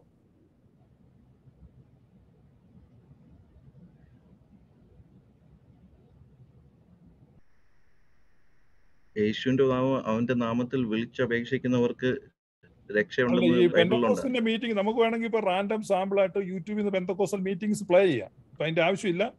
പാസ്റ്റർ ലിജോ എഗ്രിമെന്റ്, പാസ്റ്റർ ലിജോയ്ക്ക് ഡിസ്പ്യൂട്ട് ഉണ്ടെങ്കിൽ ഞാൻ പ്ലേ ചെയ്ത് കേൾപ്പിക്കാം. തുടർമാനമായിട്ട് യേശുവിന്റെ നാമത്തിൽ, അല്ല ഞാൻ കാര്യം ചോദിച്ചു, നിങ്ങൾ ഓർത്തഡോക്സിന്റെ ദൈവം ഓർത്തഡോക്സിന്റെ, ഞാൻ I am not official spokesperson of Orthodox. അല്ല, അത് യാഹ്വയാണോ? എനിക്കറിയത്തില്ല ഓർത്തഡോക്സായിട്ട് ദൈവമാരാന്ന് എനിക്കറിയത്തില്ല. അത് വേണേൽ നമുക്ക് വേറെ ചോദിക്കാം. I don't know. ഞാൻ അതുമായിട്ട് ഒരു ബന്ധമില്ല. ഞാൻ പറഞ്ഞല്ലോ ഓർത്തഡോക്സിന്റെ ഔദ്യോഗിക വ്യക്തമായിട്ടല്ലല്ലോ ഞാനിരിക്കും. അതപ്പോ അവിടെ കാരണം ഞാൻ വേണമെങ്കിൽ ഒരു വീഡിയോ പ്ലേ ചെയ്യാം, അവരുടെ പള്ളി യാഹ്വയെ പറ്റി പാടുന്ന. എനിക്ക് അതിന്റെ ആവശ്യമില്ല. ഞാൻ ഓർത്തഡോക്സിന്റെ ആളല്ല. ഞാൻ ഗ്ലോറിയസ് ഗോസ്പലിൽ നിന്നാണ് ഈ ചോദ്യം ചോദിക്കുന്നത്. ഞങ്ങൾ പറയുന്ന കാര്യങ്ങൾക്ക് മാത്രം ഞങ്ങൾക്ക് ഗ്യാരണ്ടി. അപ്പൊ നിങ്ങൾ ഈ ഓർത്തഡോക്സ് സഭയുടെയും മറ്റ് സഭകളുടെയും ദൈവസങ്കല്പത്തോട് യോജിക്കുന്നു? ഞങ്ങൾ ദൈവസങ്കല്പമായിട്ട് വന്നില്ല. ഞങ്ങൾ കത്തോലിക്ക സഭ, ഓർത്തഡോക്സ് സഭ, CSI സഭ, മാർത്തോമ സഭ, ഇങ്ങനെയൊക്കെ ഈ അപ്പോസ്തോലിക് സക്സഷനുള്ള സഭകളുണ്ടല്ലോ, അവിടേക്ക് പെന്റക്കോസ്റ്റിൽ പോയിട്ടുള്ള അങ്ങനെയുള്ള ആളുകളോട് തിരിച്ച് അതാത് സഭകളിലേക്ക് പോകാനാണ് പറയുന്നത്. അല്ലാതെ ആ സഭയുടെ എല്ലാ ഉപദേശങ്ങളുടെ ഉത്തരവാദിത്വം ഞങ്ങൾക്കില്ല. അത് ഞങ്ങൾ കത്തോലിക്ക സഭയോട്ട് ഞങ്ങൾ ആളുകളെ തിരിച്ചു വിടുന്നുണ്ട്. അതോടൊപ്പം തന്നെ മാർത്തോമയിലോട്ട് വിടുന്നുണ്ട്. മാർത്തോമക്കാരാണ് മാതാവിനോടുള്ള പ്രാർത്ഥനയൊന്നും ഇല്ലാത്തവരാ. അതേസമയം ഓർത്തഡോക്സിലോട്ട് വിടുന്നുണ്ട്. യാക്കോബയിലോട്ട് എത്രയോ പേരെ ഞങ്ങൾ തിരിച്ചു വിട്ടത്. ഇപ്പോഴും 3 ഫാമിലി ഇന്ന് രാവിലെ സംസാരിച്ചു. അവരെ ഒരാളെ യാക്കോബയിലോട്ടും 2 പേരെ മലങ്കര റീത്തിലോട്ടും വിടാനുള്ള ക്രമീകരണം ചെയ്തിട്ടിരിക്കുക. അപ്പൊ അവരുടെ ഉപദേശമായിട്ട് ബന്ധം ഞങ്ങൾ അവരെ അതാത് സ്ഥലങ്ങളിലോട്ട് തിരിച്ചു വിടുന്നതേ ഉള്ളൂ. അല്ല അവരുടെ ഔദ്യോഗിക സ്പോക്സ് പേഴ്സൺ അല്ല ഞങ്ങള്. ഇവിടെ നമ്മൾ സംസാരിച്ചുകൊണ്ടിരുന്ന ഈ പെന്റക്കോസ്റ്റിൽ ഉടനീളം യേശുവിന്റെ നാമത്തിൽ in the name of Jesus എന്നൊക്കെ പറയുമല്ലോ. അത് അപ്പൊ അത് നാമം എടുക്കല്ലേ? പിതാവിന്റെയും, അത് യേശു നമുക്ക് അവിടെ നോക്കിയും പിതാവിന്റെയും പുത്രന്റെയും പരിശുദ്ധാത്മാവിന്റെയും നാമത്തിൽ അവരെ സ്നാനപ്പെടുത്താനും അവരെ സ്നാനപ്പെടുത്തി സഭയോട് ചേർക്കാനും നമുക്ക് ഇതുണ്ട്. അല്ല, അത് വേറൊരു വിഷയമാണ്. നമ്മൾ ആ സ്നാനത്തിന്റെ കാര്യത്തിലോട്ടൊന്നും പോകുന്നില്ല. അപ്പൊ നമ്മൾ ഒത്തിരി ബൃഹത്തായി പോകും. ഞാൻ ചോദിച്ചത് ഈ നാമം ഉപയോഗിക്കുന്നില്ലേ നിങ്ങൾ? പ്രാർത്ഥനയിലും ശാസനയിലും എല്ലാം നിരന്തരമായിട്ട് യേശുനാമം ഉപയോഗിക്കുന്നില്ലേ? യേശുവിന്റെ നാമത്തിലാണ്. ഞങ്ങളത് വൃഥ എടുക്കുന്നില്ല. പക്ഷേ അല്ല, അപ്പൊ യഹോവയുടെ നാമം നിങ്ങൾ എടുക്കുന്നില്ല. അപ്പൊ യേശുവിന്റെ നാമം ലെസ് ഹോളി ആണോ യഹോവയുടെ നാമത്തെക്കാൾ? അല്ല, നമ്മൾ നോക്കണേ, യേശു തന്നെ അവിടെ പറഞ്ഞിട്ടുണ്ട്, when you pray in my name to the father, എന്റെ നാമത്തിൽ നിങ്ങൾക്ക് പിതാവിനോട് ചോദിക്കാവുന്നതാണ്. അവിടെ വളരെ ക്ലിയർ ആണ്. ഞാൻ എഗ്രി ചെയ്യുന്നു. അപ്പൊ യഹോവയുടെ നാമം നിങ്ങൾ എടുക്കാൻ പാടില്ലാത്തവണ്ണം മോസ്റ്റ് ഹോളി ആയിട്ട് യേശുവിൻ്റെത് കോമൺ നെയിമുമാണ്, അത്ര ഹോളി അല്ല. അങ്ങനെയാണോ ഉദ്ദേശിക്കുന്നത്? യേശു തന്നെ പറഞ്ഞിട്ടുള്ളല്ലോ, നിങ്ങൾ എന്റെ നാമത്തിൽ പിതാവിനോട് പ്രാർത്ഥിക്കാൻ പറഞ്ഞിട്ടുണ്ടല്ലോ. ഉണ്ട്. ഞാൻ പറഞ്ഞത് ഈ യേശുവിന്റെ നാമം യഹോവയുടെ നാമത്തെക്കാൾ കൂടിയതാണോ കുറഞ്ഞതാണോ എന്ന് ഞാൻ ചോദിച്ചത്.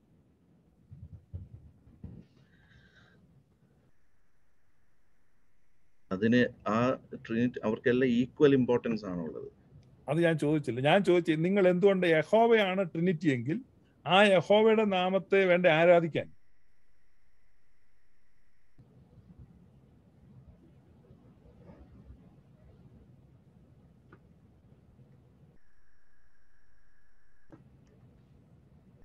യഹോവയെ ഞങ്ങൾ പാടി ആരാധിക്കുന്നുണ്ട്. യഹോവ ദൈവമാ വിശുദ്ധ ജാതി നാമം എന്നുള്ള പാട്ട് പാടി ആരാധിക്കുന്നുണ്ട്.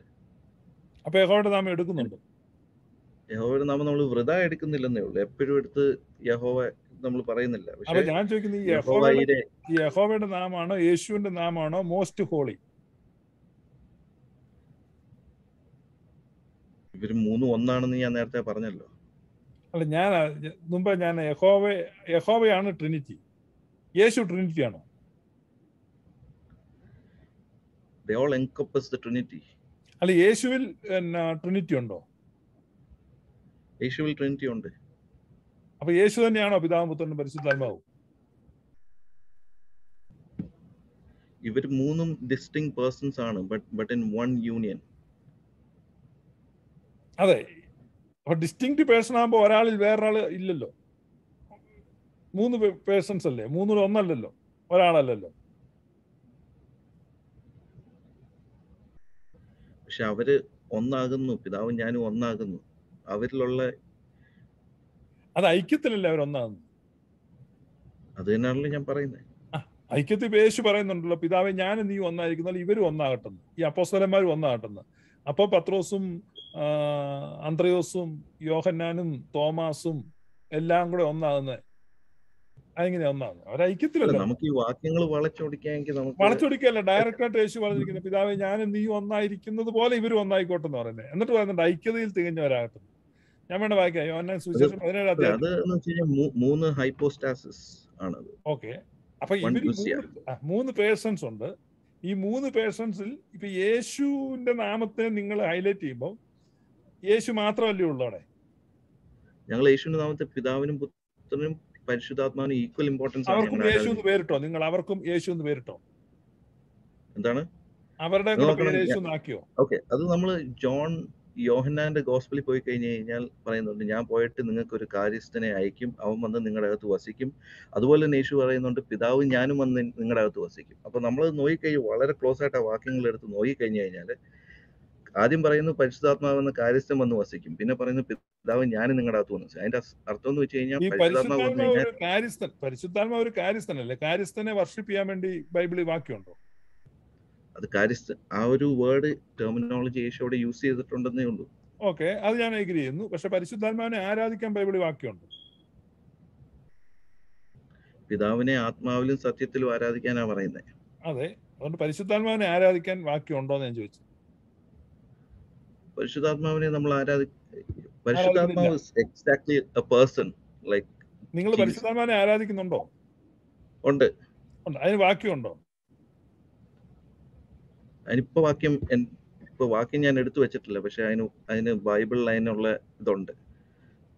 കാരണം പിതാവിന്റെയും പുത്രന്റെയും പരിശുദ്ധാത്മാവിന്റെയും നാമത്തിൽ അപ്പൊ നമ്മുടെ ദൈവമായിട്ടിരിക്കുന്ന ഒരാളാകുമ്പോ ആ ആളെ പറ്റിയുള്ള ഒരു വാക്യം നമുക്ക് വേണ്ട. നമുക്ക് വാക്യം ഉണ്ടെങ്കിൽ അതിനെ പറ്റി ഒരു ധാരണ വേണ്ടേ? ആ വാക്യം ഇന്നതാണ്, ഇന്ന കാരണത്താൽ ഇന്ന വാക്യപ്രകാരമാണ് ഈ പരിശുദ്ധാത്മാവിനെ ആരാധിക്കുന്നത്. കാരണം നമ്മൾ സോളാ സ്ക്രിപ്ചർ ബൈബിൾ അടിസ്ഥാനത്തിലാണല്ലോ പെന്തക്കോസ്തുകാർ പോകുന്നത്. അപ്പൊ ബൈബിൾ അടിസ്ഥാനത്തിൽ നമുക്ക് അതിനൊരു വാക്യം, എന്തുകൊണ്ട് ഞങ്ങൾ പരിശുദ്ധാത്മാവിനെ ആരാധിക്കുന്നു, ഇതാ ഈ വാക്യപ്രകാരമാണ് എന്ന് പറയാനുണ്ടോ? അങ്ങനെ ഉണ്ടോ? ഒരു സെക്കൻഡ്, ഞാൻ പറഞ്ഞ 1 John 5:7. For there are 3 that testify, the spirit, the water, the blood, and these are 3 in agreement. അവരൊരു അഗ്രിമെന്റിലാണ് in everything, the Father, Son and the Holy Spirit. ഇപ്പൊ ഞാൻ പറയാം, ഇപ്പൊ പിണറായി വിജയനും പിന്നെ CK ജാനുവും കൂടെ ഒരു എഗ്രിമെന്റ് വന്നെന്ന് പറഞ്ഞു കഴിഞ്ഞാൽ CK ജാനു മുഖ്യമന്ത്രിയുടെ പങ്കാളിയാവുമോ? നമ്മൾ ഇവിടെ പറയുന്ന അവിടെ ഒരു വാക്യത്തിൽ രണ്ടുപേരും തമ്മിൽ എഗ്രിമെന്റ് ഉണ്ടെന്ന് പറഞ്ഞുകൊണ്ട് ഈ പരിശുദ്ധാത്മാവിനെ ആരാധിക്കാൻ പറയുന്ന കോണ്ടെക്സ്റ്റുകൾ അവിടെ നോക്കണം.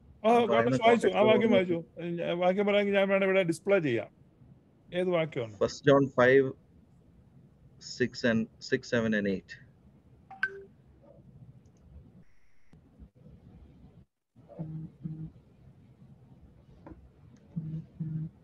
ജലത്താലും രക്തത്താലും വന്നവൻ ഇവനാകുന്നു. യേശുക്രിസ്തു തന്നെ ജലത്താൽ മാത്രമല്ല, ജലത്താലും രക്തത്താലും തന്നെ ആണോ?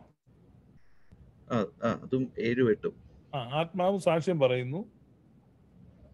സാക്ഷ്യം പറയുന്നവർ 3 ഉണ്ടല്ലോ. പിന്നെ സാക്ഷ്യം പറയുന്നു ഈ ആത്മാവ്, ജലം, രക്തം, ഈ 3ന്റെയും സാക്ഷ്യം ഒന്ന് തന്നെ. എന്താ അതിന്റെ അർത്ഥം? ആത്മാവ്, ജലം, രക്തം. അപ്പൊ എന്താ അർത്ഥമാക്കുന്നത്? പറഞ്ഞോളൂ.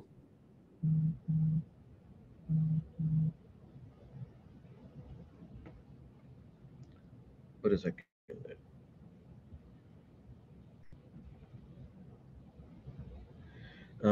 നമുക്ക് വേണേ അതിനകത്ത് അതിനെക്കാട്ടി കുറച്ചുകൂടെ ക്ലിയർ ആയിട്ട് എനിക്ക് പറയാൻ പറ്റുന്ന നമ്മുടെ അനന്യാസിന്റെയും സഫീറയുടെയും കാര്യം നമ്മൾ എടുത്താലേ, ആക്ട്സ് ചാപ്റ്റർ 5 എടുത്തു കഴിഞ്ഞാൽ അതിനകത്ത് പറയുന്നുണ്ട്, you have lied to God.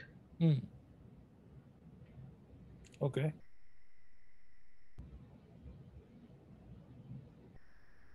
Clerk Aju പറയുന്നത് ബാക്ക് ചാനലിൽ മെസ്സേജ് അയക്കുന്നുണ്ട്. എന്താ പറ്റി? എന്തോ അല്ല, ഞാൻ വാക്യം എടുത്ത വാക്യം. Now a man named Ananias, together with his wife Sapphira, sold a piece of property with his wife's full knowledge, but bought part of it to the apostles and their feet. Then Peter said to Ananias, how is it that Satan has filled your heart that you have lied to the Holy Spirit and have kept for yourself some of the money you have received? ഇംഗ്ലീഷിൽ വായിക്കണ്ട, നമുക്ക് ആ വാക്യം അറിയാം. നിങ്ങൾ പരിശുദ്ധാത്മാവിനോടാണ് വ്യാജം കാണിച്ചത്. ആ വാക്യം പറഞ്ഞു. ആശയം അതിന്റെ അവസാനം അതിന്റെ കീ നോക്കണം. You have not lied just to human beings but to God. ഇവർ രണ്ടും ഒന്നാണെന്ന് അവിടെ വളരെ പരിശുദ്ധാത്മാവിന് ഈക്വൽ ഇമ്പോർട്ടൻസ് ആണ് അവിടെ കൊടുത്തത്. നീ പരിശുദ്ധാത്മാവിനോട് അപ്പോ അത് അവരത് ഇന്റർചേഞ്ചബിളി യൂസ് ചെയ്തു. അപ്പൊ നമുക്കത് വളരെ ക്ലിയർ ആണ്. അപ്പോസ്തലന്മാരുടെ കാലത്ത് അവർ പരിശുദ്ധാത്മാവിന് അതേപോലത്തെ ഇമ്പോർട്ടൻസ് കൊടുത്തിരുന്നു. കാരണം അവര് ദൈവത്തെ ആത്മാവിനും സത്യത്തിലും ആരാധിച്ചുകൊണ്ടിരുന്ന ദൈവജനമാണ്. അതെ, Yeah. ഈ പരിശുദ്ധാത്മാവിനെ ആരാധിക്കാൻ വാക്യമുണ്ടോന്ന് ചോദിച്ചു. ഇതിനകത്ത് വാക്യമുണ്ടോ അങ്ങനെ? എനിക്ക് പരിശുദ്ധാത്മാവിനെ ആരാധിക്കാൻ ഒരു വാക്യത്തിന്റെ ഇതും, അത് പരിശുദ്ധാത്മാവ് നമ്മളെ സത്യത്തിൽ നടത്തുമ്പോൾ നമുക്കറിയാം അല്ല, നമ്മൾ പക്ഷെ ദൈവത്തെ വേറൊരു കാര്യമുണ്ട്, കൃത്യമായ വാക്യമുണ്ട്. നിങ്ങൾ സത്യ നമസ്കാരികൾ, true worshippers must worship Father in spirit and truth. അപ്പൊ പിതാവിനെയാണ് ആരാധിക്കേണ്ടതെന്ന് വ്യക്തമായ ബൈബിൾ വാക്യം ഉള്ളപ്പം അതെ ആരാധിക്കുന്നത്, ഞങ്ങൾ ആരാധിക്കുന്ന ആത്മനാഥൻ യേശുവിനെ ആരാധിക്കുന്നതെന്ന് പാടുമ്പം ഇതൊരു പൊരുത്തക്കേടായില്ലേ? അതൊന്ന് വിശദീകരിച്ച്. പിതാവിനെ ആത്മാവിലും സത്യത്തിലും, ഈ സത്യം എന്തുവാണ്? What is the truth? അതല്ല എനിക്ക് ഞാൻ പറഞ്ഞു, പിതാവിനെ ആരാധിക്കണമെന്ന് യേശു പറഞ്ഞിരിക്കും. അല്ല, ഞാൻ പറയുന്നത് ഞാൻ മനസ്സിലാക്കട്ടെ, അത് ഞാൻ മനസ്സിലാക്കി തരാം. The truth is Jesus. ആത്മാവെന്ന് വെച്ചാൽ പരിശുദ്ധാത്മാവ്. പിതാവിനെ ആരാധിക്കണേ, പിതാവും പുത്രനും പരിശുദ്ധാത്മാവിനെ ഒരുമിച്ച് നമ്മൾ ആരാധിക്കണം. എന്നാൽ മാത്രമേ സത്യ നമസ്കാരികൾ പിതാവിനെ ആരാധിക്കുന്നത് സത്യത്തിലും ആത്മാവിലും ആരാധിക്കും. പരിശുദ്ധാത്മാവിലും സത്യത്തിലുമാണ്. ഈ ട്രിയൂണിയനിലാണ് വർഷിപ്പ് നടക്കുന്നത്. ഈ എക്സാക്ട് ട്രിയൂണിയനിലാണ് വർഷിപ്പ് നടക്കുന്നത്. ഓക്കെ, എങ്ങനെയാണ് നിങ്ങൾ വർഷിപ്പ് ചെയ്യുമ്പോൾ എങ്ങനെയാ അഡ്രസ് ചെയ്യുന്നത്? ആരെയാ? പിതാവിനെയാണ് അഡ്രസ് ചെയ്യുന്നത്. നമ്മൾ പിതാവിനെ അഡ്രസ് ചെയ്യും, പുത്രനെ. ഇത് അതൊരു ട്രിയൂണിയൻ ആണ് അവിടെ കാണിക്കുന്നത്. പിതാവിനെ ആരാധിക്കുമ്പോൾ നമ്മൾ യേശുവിൽ കൂടിയും പരിശുദ്ധാത്മാവിൽ കൂടി ആരാധിച്ചാലേ ഒരു ആരാധനയാവത്തുള്ളൂ. This is a union. നമ്മളിപ്പോ ഒരു കത്ത് എഴുതിയിട്ട് അഡ്രസ് എഴുതിയെങ്കിലല്ലേ ആൾക്ക് കിട്ടുള്ളൂ. അതെ. അപ്പൊ ഈ പിതാവിനെ വേണം ആരാധിക്കാൻ യേശു പറഞ്ഞിരിക്കുമ്പം നിങ്ങൾ പിതാവിനെയാണോ ആരാധിക്കുന്നത്?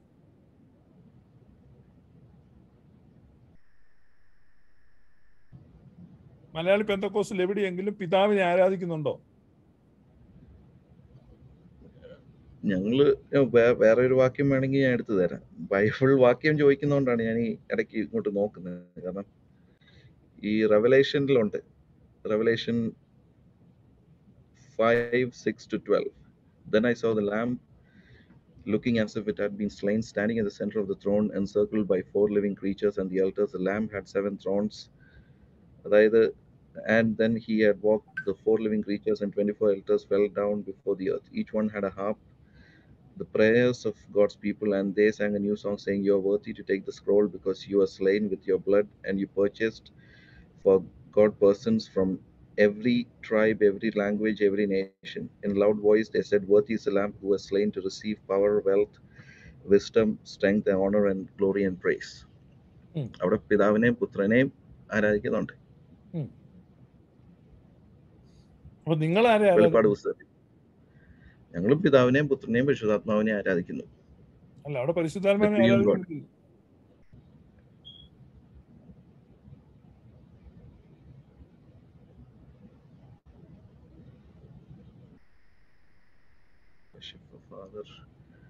പരിശുദ്ധാത്മാവിനെ ആരാധിക്കുന്നില്ലല്ലോ അവിടെ. പരിശുദ്ധാത്മാവും ഗോഡ് ഹെഡിന്റെ ഒരു പാർട്ടാണ്. അപ്പൊ അത് എങ്ങനെയാണ് അത് നിങ്ങൾ പറയുന്നേ? അതിന് വാക്യമുണ്ടോ?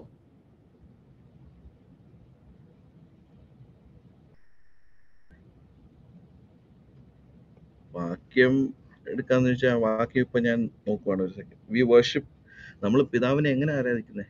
V worship the father by the power of the holy ghost. അപ്പോ ഈ പരിശുദ്ധാത്മാവിനെ, ഈ ശിംശോൻ പരിശുദ്ധാത്മാവിന്റെ ശക്തിയാൽ ഫെലിസ്തീനെ കൊന്നു എന്നുണ്ടല്ലോ, ബൈബിളിലുണ്ടല്ലോ. ആത്മാവണ്ടല്ലോ. അപ്പൊ ശിംശോൻ പരിശുദ്ധാത്മാവിന്റെ ശക്തിയാൽ ഫെലിസ്തീനെ കൊന്നു എന്ന് പറയുമ്പോൾ ശിംശോൻ പരിശുദ്ധാത്മാവിനെ കൊന്നു അർത്ഥമുണ്ടോ?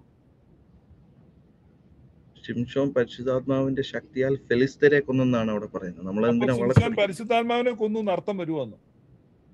ഇല്ല. അപ്പൊ പരിശുദ്ധാത്മാവിന്റെ ശക്തിയാൽ പിതാവിനെ ആരാധിക്കണമെന്ന് പറഞ്ഞു കഴിഞ്ഞാൽ പരിശുദ്ധാത്മാവിനെ ആരാധിക്കണമെന്ന് അർത്ഥം വരത്തില്ലല്ലോ. പരിശുദ്ധാത്മാവിനെ through the power of the Holy Ghost, Holy Ghost ആരാധിക്കാം, ദൈവത്തെ ആരാധിക്കാം. അത് മാത്രമല്ല, നമുക്ക് ഈ പരിശുദ്ധാത്മാവ് എന്ന് വെച്ച് കഴിഞ്ഞാൽ നമുക്ക് ആ ട്രിനിറ്റി മനസ്സിലാവുന്ന പരിശുദ്ധാത്മാവിലാണ്. നമുക്ക് ആ ട്രിനിറ്റി നമുക്ക് യഥാർത്ഥത്തിൽ മനസ്സിലാവുന്നത്. അതൊക്കെ കാരണം കാരണം ഈ പരിശുദ്ധാത്മാവ് നമ്മുടെ അകത്ത് വരുമ്പോൾ നമുക്ക് സകല സത്യത്തിലും നമ്മളെ വഴി നടത്തും. അതൊക്കെ ആയിക്കോട്ടെ. നമുക്ക് എന്തുവാണ് സത്യം, പക്ഷെ പാസ്റ്റർ ലിജോയെ അങ്ങനെ എന്തിനെ നടത്തുന്നതായി കാണപ്പെടുന്നില്ല. ഞാൻ ചോദിക്കുന്നു ഈ സകല സത്യത്തിൽ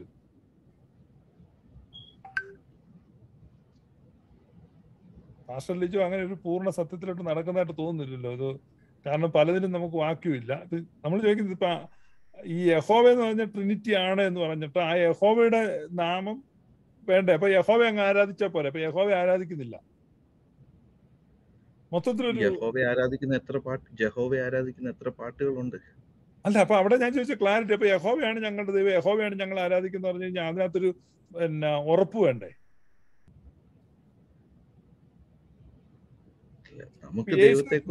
ഞാൻ ചോദിച്ചത് ഒരു ചോദ്യം ഞാൻ ചോദിച്ചു, യേശുവിന്റെ നാമത്തിനാണോ യഹോവയുടെ നാമമാണോ which one is more holy, അല്ലെങ്കിൽ യേശു നാമം ലെസ് ഹോളി ആണോ? അങ്ങനൊന്നുമില്ല, ഇതിനെല്ലാം ഈക്വൽ ഇതാണ്. അപ്പൊ യേശുവിന്റെ നാമം ഉപയോഗിക്കുമ്പോ യഹോവയുടെ നാമം ഉപയോഗിക്കാൻ പാടില്ല എന്ന് പറഞ്ഞതിന്റെ കാര്യമില്ല. പുത്രന്റെ നാമത്തിൽ പ്രാർത്ഥിക്കണമെന്നാണ് പറഞ്ഞിരിക്കുന്നത്. അപ്പൊ പുത്രന്റെ നാമം യേശു എന്നും പിതാവിന്റെ നാമം യഹോവ എന്നും ആണോ? ഇതിപ്പോ നമ്മള് ഈ വാക്കിൽ ഇങ്ങനെ പിടിക്കാൻ നോക്കുവാണ്. അല്ലല്ല, ഞാൻ വാക്കി പിടിക്കുന്നില്ല. ഞാൻ ചോദിക്കുന്നത് പുത്രന്റെ നാമമാണോ യഹോവ എന്ന്, അതോ അല്ല പിതാവിന്റെ നാമം യഹോവ എന്നും പുത്രന്റെ നാമം യേശു എന്നും ആണോ? ഈ യാഹ്വേ എന്നുള്ള പേര് നമ്മള് അത് ഇപ്പൊ ഞാൻ പറഞ്ഞ യാഹ്വേ തന്നെയാണ് പിതാവും പുത്രനും പരിശുദ്ധ ഇവരുടെ എല്ലാം നാമം തന്നെ യാഹ്വേ തന്നെ. യാഹ്വേ ആണ് യേശു. ആ മോശയോട് മുൽപ്പടപ്പിൽ വെളിപ്പെട്ട ദൂതൻ യാഹ്വേ ആണ് യേശു. അപ്പൊ യാഹ്വേ എന്ന നാമം പഴയ നിയമത്തിൽ ഉണ്ടല്ലോ, ആ നാമം യേശു എന്ന് മാറ്റിയതാണോ?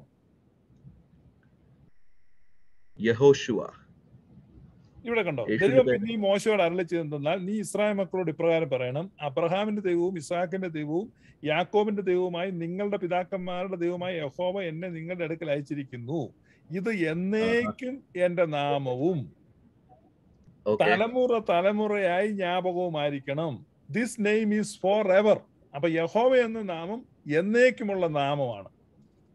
അപ്പൊ ആ നാമത്തെ അതിന്റെ തൊട്ട് മേളിലോട്ട് പോയി കഴിഞ്ഞാൽ the angel of the Lord appeared to Moses എന്നാ പറയുന്നത്. എന്ന് വെച്ചാൽ അവിടെ പാസ്റ്റർ ലിജോ പറയുന്നത് ഇവിടെ ദ ലോർഡ് എന്ന് പറയുന്നത് Yahweh, the angel of Yahweh appeared. അതെന്ന് വെച്ച് കഴിഞ്ഞാൽ അവിടെ യേശു ക്രിസ്തു ആണ്. ആയിക്കോട്ടെ, യേശു ക്രിസ്തു ആയിക്കോട്ടെ. ഇപ്പൊ ഞാൻ പറഞ്ഞു യഹോവ എന്നതാണ് എന്റെ പേരെന്നും അത് എന്നേക്കുമുള്ള എന്റെ പേരാന്നും പറഞ്ഞിരിക്കുമ്പം ആ പേര് പറയാതെ നിങ്ങൾ യേശു എന്ന് പറഞ്ഞ എങ്ങനെ ഒക്കുന്നേ? നമ്മള് യോഹന്നാൻ 17:11 അല്ല, ഞാൻ ചോദിച്ചു ഈ പേര് എന്നേക്കുമുള്ള പേരാന്ന് പറഞ്ഞു. അതിനുള്ള ആൻസറാണ് ഞാൻ പറയുന്നത്. അതിനുള്ള ആൻസറാണ് ആ വാക്യം. ഏത് വാക്യം? യോഹന്നാൻ 17:11. I will remain in the world no longer, but still they are in the world, and I am coming to you. Holy Father, protect them by the power of your name, the name you gave me. The power of your name, the name you gave me, so that they may be one as we are one.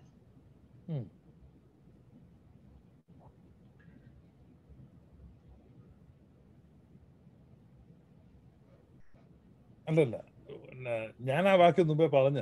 ഞാനിപ്പോ ചോദിച്ചതിന് ഉത്തരവായില്ല. ഞാൻ ചോദിച്ചത് യഹോവ എന്ന നാമം എവിടെ പോയി?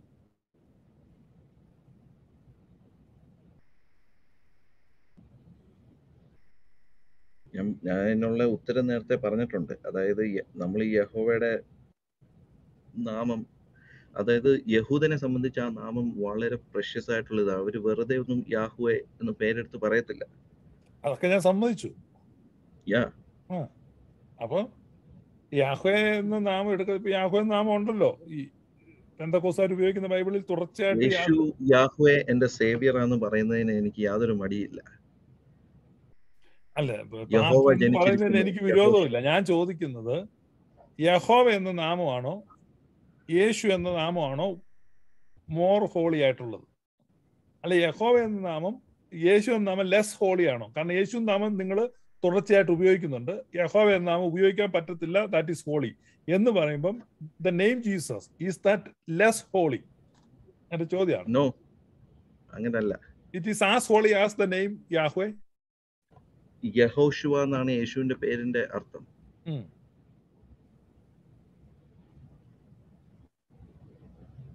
ഉം. യഹോശുവ. ഉം. യഹോശുവ ശരിക്കും വന്നത് യഹോവയെ വെളിപ്പെടുത്താനാണ്. ജനത്തിന്റെ അണ്ടർസ്റ്റാൻഡിങ്ങിലുള്ള യഹോവ അല്ലായിരുന്നു. ഉം. യഹോശുവ for us, അതൊന്നുകൂടെ യഹോശുവ വിശദീകരിച്ച് was ഈ ജനത്തിന്റെ അണ്ടർസ്റ്റാൻഡിങ്ങിനുള്ള യഹോവ എങ്ങനെയുള്ള യഹോവയാണ്? എന്താണ്? ജനത്തിന്റെ അണ്ടർസ്റ്റാൻഡിങ്ങിൽ ഉള്ള യഹോവയും, അതായത് അന്നത്തെ മതപരീശന്മാർക്ക് അവര് ദൈവത്തെ കുറിച്ച് സങ്കല്പിച്ച പോലെ അല്ലായിരുന്നു. മതപരീശന്മാര്, അതായത് അവിടെ ദൈവത്തെ ആരാധിച്ചുകൊണ്ട് പോയ പാവപ്പെട്ട യഹൂദന്റെ കാര്യമല്ല, പരീശന്മാർ ഇതേപോലെ വചനം കുറെ അറിയാവുന്നൊക്കെ പറഞ്ഞ് നടന്നിരുന്ന അവന്മാരുടെ രീതിയിലല്ലായിരുന്നു യഥാർത്ഥ ദൈവം. അതായത് ഇസ്രായേലിന്റെ കൺവെൻഷണൽ കോൺസെപ്റ്റുകളെ മുഴുവൻ തകിടം മറിച്ചുകൊണ്ടാണ് യേശു വന്നത്, ആണോ? The Lord Yahweh is my salvation. ആയിക്കോട്ടെ, ഞാൻ ചോദിക്കുന്നത്, യേശു വന്നിട്ട് യഹൂദന്റെ ധാരണകൾക്കെതിരായിട്ട് സംസാരിച്ചു, അങ്ങനെയല്ലേ പാസ്റ്റർ പറഞ്ഞു? യേശു വന്നിട്ട് അവിടെ യഹൂദന്റെ ധാരണകൾക്കല്ല, അവിടെയുള്ള മതം പഠിപ്പിച്ച്, അതായത് ഇത് വളച്ചൊടിച്ച് അവരുടെ സൗകര്യത്തിന് വേണ്ടി, അതായത് ടെമ്പിളിനകത്ത് കച്ചവടം നടത്തി അതേപോലത്തെവന്മാരുടെ എതിരായിട്ടാണ് യേശു സംസാരിച്ചത്. അപ്പൊ യേശു ഏലിയാവ് ചെയ്തതിനെ അംഗീകരിച്ചോ? ഏലിയാവ് ചെയ്ത എന്തോ കാര്യം? ഏലിയാവ് പല ഏലിയാവ് കാര്യം തീ ഇറക്കിയ ആളുകളെ കൊന്നു, അതിനെ അംഗീകരിച്ചോ? ഏലിയാവ് എന്തുകൊണ്ട് തീ ഇറക്കിയ ആളുകളെ കൊന്നു? അത് പറ. ഏലിയാവ് 50 പേര് വെച്ച് ചെല്ലുന്ന ഓരോ സെറ്റിനെ കൊന്നോണ്ടിരുന്നു. അവസാനം ചെന്ന് 50 പേർ അകലെ മുട്ടുകുത്തി കരഞ്ഞ് യാചിച്ചെന്ന് ജീവൻ രക്ഷിച്ചു. അപ്പം ഏലിയാവ് അവരെ എന്തുകൊണ്ടാണ് അവരെ കൊന്നത്? വൈ? അത് ഏലിയാവിനെതിരാണെന്ന് ഏലിയാവിന് തോന്നിയതുകൊണ്ട്. സത്യത്തിൽ ഏലിയാവിനോട് സന്ധി സംഭാഷണം നടത്താൻ ചെന്ന ഈ 50 പേര് ഏലിയാവിനോട് സന്ധി ചെയ്യാൻ ചെന്നാണ്. പക്ഷെ അവരെ ദൂരെ നിന്ന് കണ്ടപ്പോൾ ഏലിയാവ് തീ അയച്ചു, നമ്മുടെ മിന്നൽ മുരളിയൊക്കെ അയക്കുന്നുണ്ട്. അപ്പൊ അങ്ങനെ അടുത്ത് രണ്ടാമത്തെ കൂട്ടരെ അയച്ചു, ഇങ്ങനെ കൊന്നോണ്ടിരുന്നു. അപ്പൊ അവസാനം ഒരു ഗ്രൂപ്പ് യഹോവയ്ക്കെതിരെ നിൽക്കുന്ന കള്ളപ്രവാചകന്മാരെ കത്തിച്ചു കളയാം. അതല്ലല്ല, അത് വേറെ, അത് കർമ്മേലിന്റെ മോളി, ആ സംഭവം അല്ല ഇത്. അത് വാളുകൊണ്ട് വെട്ടിക്കൊന്നു. ഇത് തീ കത്തിച്ച് 50 പേരെ വെച്ച് ഏലിയാവ് കൊല്ലുന്നു. അങ്ങനെ കൊന്നിട്ട് അപ്പൊ അങ്ങനെ ഞങ്ങളും ചെയ്യട്ടെ എന്ന് യോഹന്നാനും യാക്കോബും കൂടെ യേശുവിനോട് ശമരിയ പട്ടണത്തിൽ വെച്ച് ചോദിച്ചു. ലൂക്കാസ് സുവിശേഷം 9 അധ്യായത്തിലുണ്ട്. അപ്പൊ യേശു ചോദിക്കുന്നുണ്ട്, നിങ്ങൾ ഏതാത്മാവിന് അധീനരാണ്? അപ്പൊ അതിന്റെ ഇത് ഞാൻ അതിന്റെ കാര്യം പറയാം. അത് നമ്മള് ഇപ്പോൾ നേരത്തെ പറഞ്ഞ അനനിയാസിന്റെയും സഫീറയുടെയും കാര്യം വരുമ്പോ, അതായത് ദൈവം അവർക്ക് കൊടുത്തിരുന്ന ഒത്തോറിറ്റി ആയിരുന്നു ആ സമയത്ത്. പക്ഷെ അവര് ദൈവത്തിന്റെ ആ സ്നേഹം, അതായത് അത് വെളിപ്പെടുത്താനാണ് യഹോശുവ ഇറങ്ങി വന്നത്. ദൈവം ആരാന്ന് ഇവർക്ക് വെളിപ്പെടുത്താൻ വേണ്ടിയാണ്. അതുകൊണ്ട് പത്രോസ് യേശുവിന്റെ കൂടെ വന്ന പത്രോസിന് പോലും അത് നീ പരിശുദ്ധാത്മാവിന്റെ നുണ പറഞ്ഞു. അപ്പൊ യഹോവ ഇങ്ങനെയൊന്നും അരുളി ചെയ്തിട്ടില്ലേ? ഇങ്ങനെയൊക്കെ ചെയ്യാൻ എങ്ങനെ അരുളി ചെയ്തിട്ടില്ലെന്ന്? ഇങ്ങനെ കൊല്ലാനും കൊള്ളയടിക്കാനും ഒക്കെ യഹോവ അരുളി ചെയ്തിട്ടില്ലേ? അത് ദൈവജനത്തിന് വിപരീതമായി നിൽക്കുന്ന, അതെ, അങ്ങനെയുള്ളവരെ കൊല്ലുകയും കൊള്ളയടിക്കുകയും ചെയ്യാനാണോ യേശു പഠിപ്പിച്ചത്? യേശു അങ്ങനെ പഠിപ്പിച്ചിട്ടില്ല. പക്ഷെ ആ പഴയ കാലത്ത് നിങ്ങളുടെ ദൈവം യഹോവയാണെങ്കിൽ എങ്ങനെ യേശുവുമായിട്ട് ഒത്തുപോകണം?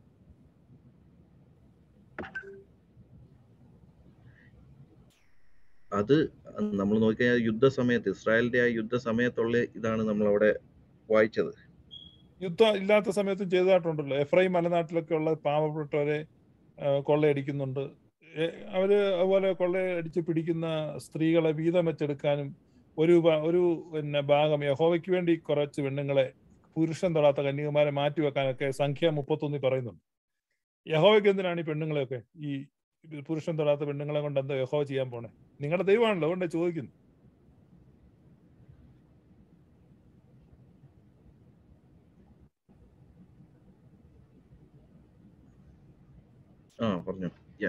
അല്ല, പാസ്റ്റർ പറഞ്ഞു, ഞാൻ സമയം തരാൻ വേണ്ടി ആളുകൾ എഴുതുന്നു. അതുകൊണ്ട് ഞാൻ ഇവിടെ കമന്റ് നോക്കുന്നുണ്ട്. കമന്റിനകത്ത് പാസ്റ്റർ ലിജോയ്ക്ക് സപ്പോർട്ട് ഉണ്ട്, ഞാൻ സമയം തരുന്നില്ലെന്ന് പറഞ്ഞു. അതുകൊണ്ട് ഞാൻ സമയം തരികയാണ്. പറ.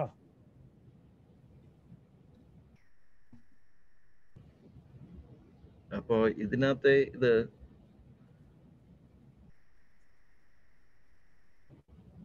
യഹോവ എന്തുകൊണ്ട് ആ വേർജിൻസിനെ എടുത്ത് മാറ്റാൻ പറഞ്ഞെന്നുള്ള ഇതല്ലേ? അവർ അന്യജാതികളുമായിട്ട് ആ സ്ത്രീകൾ മിക്സ് ആയിട്ടില്ല. അതുകൊണ്ട് അവരെ എടുത്ത് ഇസ്രായേലിനോട് കൂടെ ചേർക്കായിരുന്നു. നമ്മൾ അതിന്റെ കോണ്ടെക്സ്റ്റ് വായിക്കുമ്പോൾ ഹിസ്റ്ററിയിൽ അവിടെ അങ്ങനെയാണ്.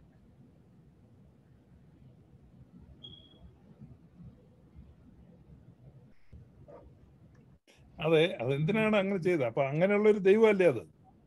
പുരുഷനോട് കൂടെ ശയിക്കാത്ത പെൺകുഞ്ഞുങ്ങളെ ജീവനോടെ വെച്ചുകൊള്ളുവീൻ. അതെ, കാരണം മറ്റേ അന്യജാതികളുമായിട്ട് അവർ മിക്സ് ആയിട്ടില്ല. അതുകൊണ്ട് ആ പാവങ്ങളെ വിട്ടേക്കാനാ പറഞ്ഞിരിക്കുന്നത്. അവരെ ജീവനോട് വെച്ചുകൊള്ളുവിൻ, അവിടെ ബലാത്സംഗം ചെയ്യാനൊന്നും പറഞ്ഞിട്ടില്ല.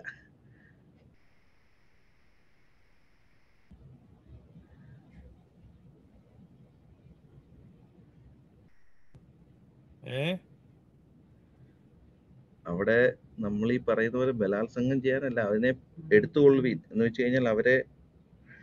പിന്നെ അതുപോലെ തന്നെ ഇപ്പൊ ഈ നിങ്ങളുടെ ഓഡിയൻസിന് ഈ ന്യൂ ടെസ്റ്റ്മെന്റ് റെവലേഷൻ ഓക്കെ, യുദ്ധത്തിന് പോയ യോദ്ധാക്കളോട് മനുഷ്യരിലും മാട്, കഴുത, ആട് എന്നിവയിലും 500 യഹോവയുടെ ഓഹരിയായി വാങ്ങണം. ഇത് ഞാൻ ഒരു കാര്യം ചോദിച്ചു, യഹോവയ്ക്ക് ഇതിന്റെ ഒന്നും ആവശ്യമില്ല, ഇതെല്ലാം യഹോവയുടെയാണ്. He owns the cattle of a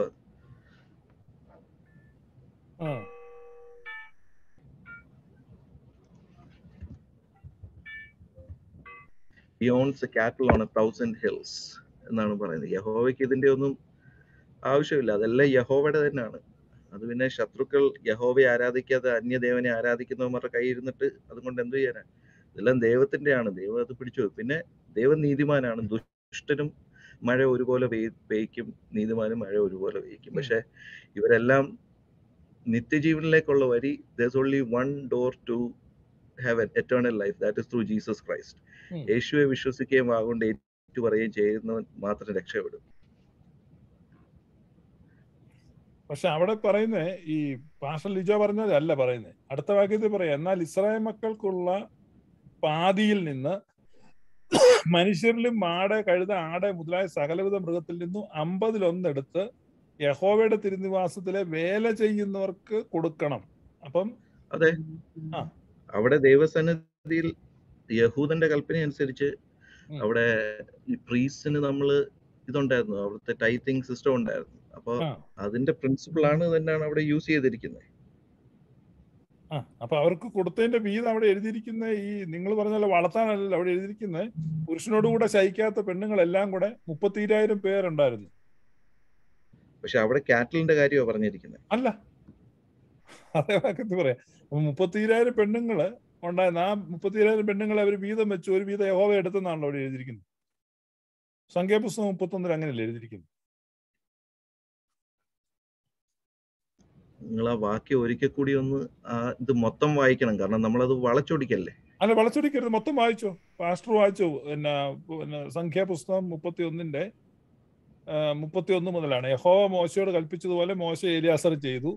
യോദ്ധാക്കൾ കൈവശമാക്കിയതിന് പുറമെയുള്ള കൊള്ള 6,75,000 ആടും 70,000 മാടും 61,000 കഴുതയും പുരുഷനോടുകൂടെ ശയിക്കാത്ത പെണ്ണുങ്ങൾ 32,000 പേരും ആയിരുന്നു.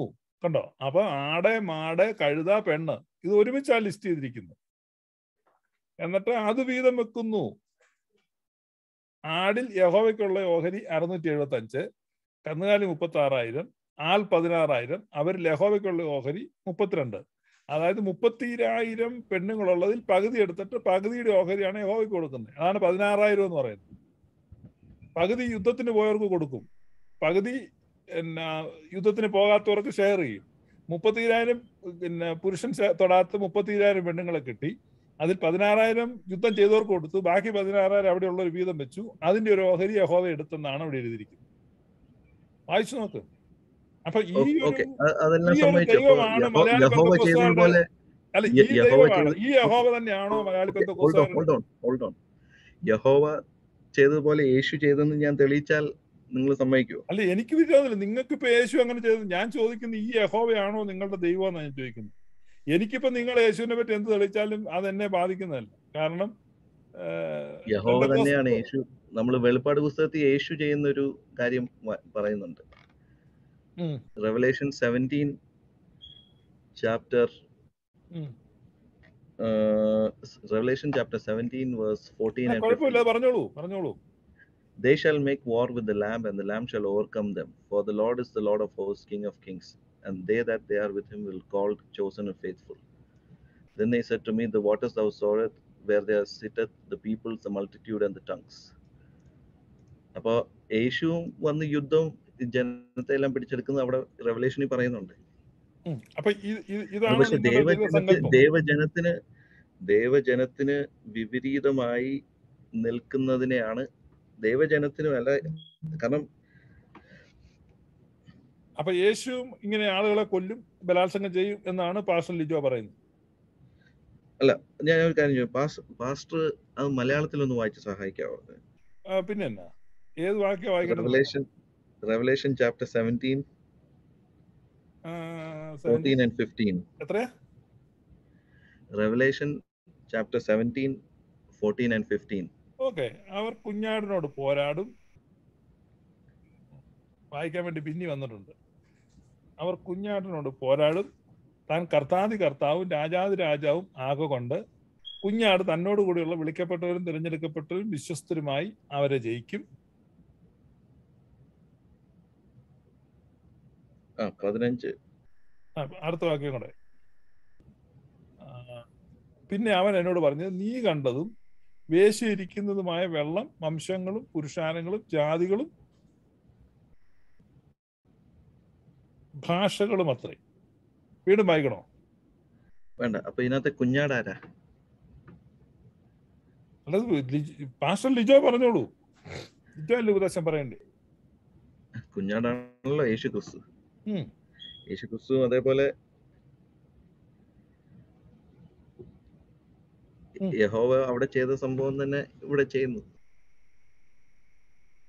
അതായത് ഈ വെളിപ്പാട് പുസ്തകത്തിൽ വായിച്ചില്ലേ? അപ്പൊ ഇനി ഇത് യേശു ചെയ്യാനിരിക്കുന്ന കാര്യമല്ലേ? അങ്ങനല്ലേ പെന്തക്കോസ്ത് വിശ്വാസം? ഏതാണ് ഇതിനി യേശു ചെയ്യാൻ പോകുന്ന കാര്യം? അതായത് യേശു ഇനി ഒറ്റ കാര്യമുള്ളൂ, യേശു വന്നത് പാപികളെ തേടിയാണ്, ഇനി വരുന്നത് പാപമില്ലാത്ത തന്റെ ജനത്തിന് വേണ്ടിയാണ്. അതെ, ഞാൻ ചോദിച്ചത് യഹോവ അവിടെ പുരുഷൻ തൊടാത്ത കന്യകമാരെയാണ് 32,000 എണ്ണത്തിന് എടുത്തത്. അപ്പൊ യേശു ഇനി വന്നിട്ട് വ്യാപകമായി ബലാത്സംഗം ചെയ്യുമെന്നാണോ പാസ്റ്റർ ലിജോയും പെന്തക്കോസ്താരും വിശ്വസിക്കുന്നത്? ഞാൻ അങ്ങനെയല്ല പറയുന്നത്. അങ്ങനെയാണ് പറഞ്ഞത്. കാരണം യഹോവ ചെയ്ത കാര്യം വളരെ കൃത്യമായിട്ട് അവിടെ ഡിസ്ക്രൈബ് ചെയ്തിരിക്കുകയാണ്. യഹോവ അവിടെ യുദ്ധത്തിൽ പിടിച്ചെടുത്ത കാര്യമാണ് നമ്മൾ വായിച്ചത്. അതെ, എന്നിട്ട് വീതം വെച്ചു ആ പെണ്ണുങ്ങളെ. അങ്ങനെയുള്ള ഒരു ദൈവമാണ് നിങ്ങളുടെ ദൈവം എന്ന് പറഞ്ഞപ്പം പാസ്റ്റർ ലിജോ പറഞ്ഞു യേശു അത് തന്നെ ചെയ്യുന്നത് ഞാൻ തെളിയിക്കും. അപ്പൊ അത് തന്നെയാണ്. അപ്പൊ പെന്തക്കോസ്താരുടെ ധാരണ ഇതാണ് പെന്തക്കോസ്താരുടെ ദൈവം എന്നാണോ നമ്മൾ മനസ്സിലാക്കേണ്ടത്? ഇതാണ് എനിക്ക് അറിയാനുള്ള ആഗ്രഹം. യേശുവും യഹോവ അവിടെ ബലാത്സംഗം ഒന്നും ചെയ്തിട്ടില്ല. യേശു അവിടെ ബലാത്സംഗം ചെയ്തെന്ന് എവിടെ എഴുതിയിരിക്കുന്നത്? ഞാനല്ല പറഞ്ഞത്, പാസ്റ്റർ അല്ലേ പറഞ്ഞത്. ഞാൻ അങ്ങനെ പറഞ്ഞില്ലല്ലോ. ഞാൻ പറഞ്ഞിട്ടില്ല, ഞാൻ ബലാത്സംഗം ഞാൻ പറഞ്ഞിട്ടില്ല. യഹോവ ചെയ്ത കാര്യം പറഞ്ഞല്ലോ. യഹോവ ബലാത്സംഗം ചെയ്തെന്ന് എവിടെ എഴുതിയിരിക്കുന്നത്? യഹോവ പുരുഷൻ തൊടാത്ത കന്യകമാരെ വീതം വെച്ചു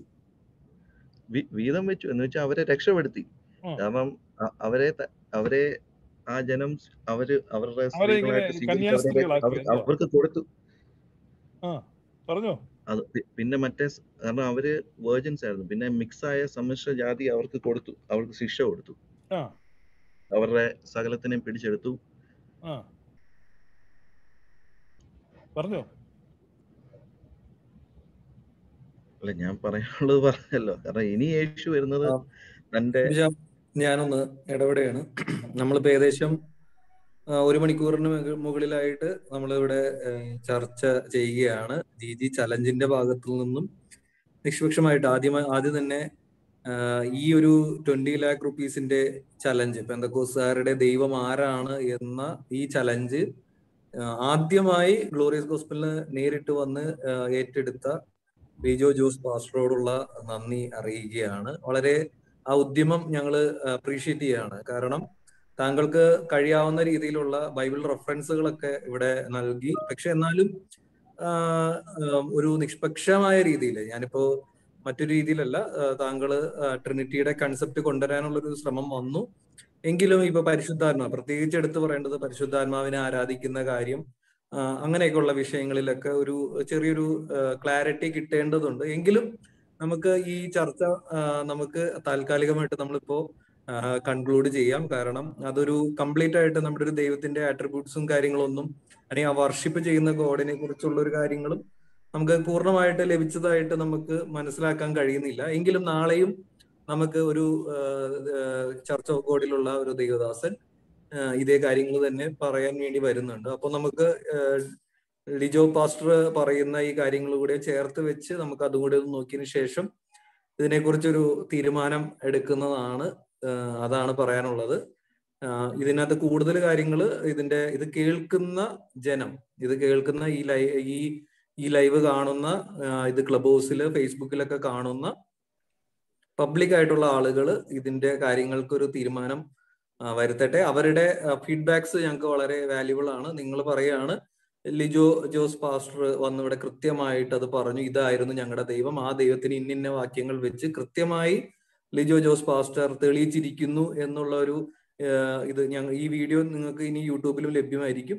നിങ്ങൾക്ക് അത് ഇനിയും പഠിക്കാവുന്നതാണ്. അതനുസരിച്ച് നിങ്ങൾക്ക് പറയുകയാണെങ്കിൽ തീർച്ചയായിട്ടും നമുക്കത് പരിശോധിക്കാം. നിലവിൽ ഇപ്പോൾ നമുക്ക് അദ്ദേഹം ആ ഒരു ശ്രമം നടത്തി, അദ്ദേഹത്തിന് ചില വാക്യങ്ങളൊക്കെ ഇനിയും റെഫർ ചെയ്യേണ്ടതായിട്ടുണ്ട്, പഠിക്കേണ്ടതായിട്ടുണ്ട് എന്ന് അദ്ദേഹം തന്നെ സമ്മതിച്ച സ്ഥിതിക്ക് നമുക്ക് ഇന്നത്തെ ഈ ഒരു ചലഞ്ചിന്റെ ഈ ഒരു മീറ്റിംഗ് നമുക്ക് കൺക്ലൂഡ് ചെയ്യാം. നാളെ വീണ്ടും 8 മണിക്ക് ഇന്ത്യൻ സമയം 8 മണിക്ക് ഡിസംബർ 27 ജോയ് സാംസൺ പാസ്റ്റർ പെന്തക്കോസുകാരുടെ ദൈവം ആരാണ് എന്ന് വിശദീകരിക്കാനായിട്ട് കടന്നു വരുന്നുണ്ട്. ഷിബിച്ചാൻ എന്തെങ്കിലും? Thank you. പാസ്റ്റർ ലിജോ ജോസിനെ ഞാൻ വീണ്ടും ഒരിക്കൽ കൂടെ അഭിനന്ദിക്കുന്നു. അദ്ദേഹം പെന്തക്കോസിൽ വളരെ അപൂർവമായി കാണുന്ന ജനകാത്മജൻ എന്നുള്ള ഇനത്തിൽപ്പെട്ട ഒരു വ്യക്തിയാണ്. അപ്പം അദ്ദേഹം ഇവിടെ എത്തി. അദ്ദേഹം ഇന്നൊരു സഭയുടെ പാസ്റ്ററാണ് ഡാളസിൽ റിച്ചാർഡ്സണിൽ ലിവിംഗ് വാട്ടർ ചർച്ച്. അവിടെ വളരെയധികം ആളുകൾ വരികയും അത്ഭുതങ്ങളൊക്കെ നടക്കുന്നത് എനിക്കറിയാവുന്നതാണ്. അത്ഭുതങ്ങളും പ്രവചനങ്ങളും ഒക്കെ പെന്തക്കോസ്റ്റൽ സ്റ്റൈലിൽ അതൊരു വളരെ ഒരു വൈബ്രന്റ് ചർച്ചാണ്. അപ്പോൾ അദ്ദേഹം നടത്തിയ ഈ ഒരു പരിശ്രമത്തെ നമ്മൾ അഭിനന്ദിക്കുന്നു. അദ്ദേഹത്തെ കാണിച്ച ആ ഒരു ധൈര്യം, അത് ആ യഥാർത്ഥ ജനുസിൽപ്പെട്ട ആളുകൾക്കാണ് അതിനുള്ള കഴിവുള്ളത്. നാളെ പാസ്റ്റർ ജോയ് സാംസൺ പങ്കെടുക്കുന്നുണ്ട്. അദ്ദേഹവും വളരെ ആത്മാർത്ഥതയുള്ള ഒരു പാസ്റ്റർ തന്നെയാണ്. അതുകൊണ്ടാണ് ഇവരൊക്കെ വരാൻ ധൈര്യം കാണിക്കുന്നത്. സോ നമുക്ക് ലിജോ പാസ്റ്ററോടുള്ള നന്ദി അറിയിക്കുന്നു. അതുപോലെ തന്നെ ലിജോ പാസ്റ്ററിനെ റെക്കമെൻഡ് ചെയ്ത അജു ജോൺ ബ്രദറിനോടുള്ള നന്ദി അറിയിക്കുന്നു. ക്ലബ് ഹൗസിലെ ചില പെന്തക്കോസ്റ്റൽ ഗ്രൂപ്പ്സ് ലിജോ പാസ്റ്ററിനെ ഇങ്ങനെ ഞങ്ങളുടെ പാസ്റ്റർ ഇത് പറയാൻ റെഡിയാണ് എന്ന് അവരും പറഞ്ഞിരുന്നു. അപ്പൊ അതിനുവേണ്ടി ഇത് റെക്കമെൻഡ് ചെയ്ത അജു ജോൺ ബ്രദർ, അതുപോലെ സുഭാഷ് മണിയൻ പാസ്റ്റർ അടക്കമുള്ള ആളുകളോടുള്ള നന്ദിയും അറിയിക്കുകയാണ്. നമുക്ക് ഇനി വീണ്ടും ഈ ലൈവ്, ഈ വീഡിയോസ് നമുക്ക് ശരിയായ രീതിയിൽ ഒന്നുകൂടെ ഒന്ന് പരിശോധിച്ച് തൃപ്തികരമാണ് എന്ന് നിങ്ങൾക്ക് തോന്നുകയാണെങ്കിൽ നമുക്ക് അദ്ദേഹത്തിന് നൽകേണ്ടതായിട്ടുള്ള തുക നമുക്ക് കൊടുക്കാവുന്നതാണ്. നാളെ നമുക്ക് വീണ്ടും കാണാം. താങ്ക് യു ഒരിക്കൽ കൂടി. Thank you Lijo Jose pastor, thank you Shibu Pidiyekkal pastor. Club ഹൗസിലും ഫേസ്ബുക്കിലും എല്ലാം ഞങ്ങളെ വാച്ച് ചെയ്തുകൊണ്ടിരുന്ന എല്ലാവർക്കും ഗ്ലോറിയസ് ഗോസ്പലിന്റെ പേരിലുള്ള നന്ദി അറിയിക്കുന്നു. Thank you all. Pastor, club ഹൗസിലും ഫേസ്ബുക്കിലും എല്ലാം ഞങ്ങളെ വാച്ച് ചെയ്തുകൊണ്ടിരുന്ന എല്ലാവർക്കും ഗ്ലോറിയസ് ഗോസ്പലിന്റെ പേരിലുള്ള നന്ദി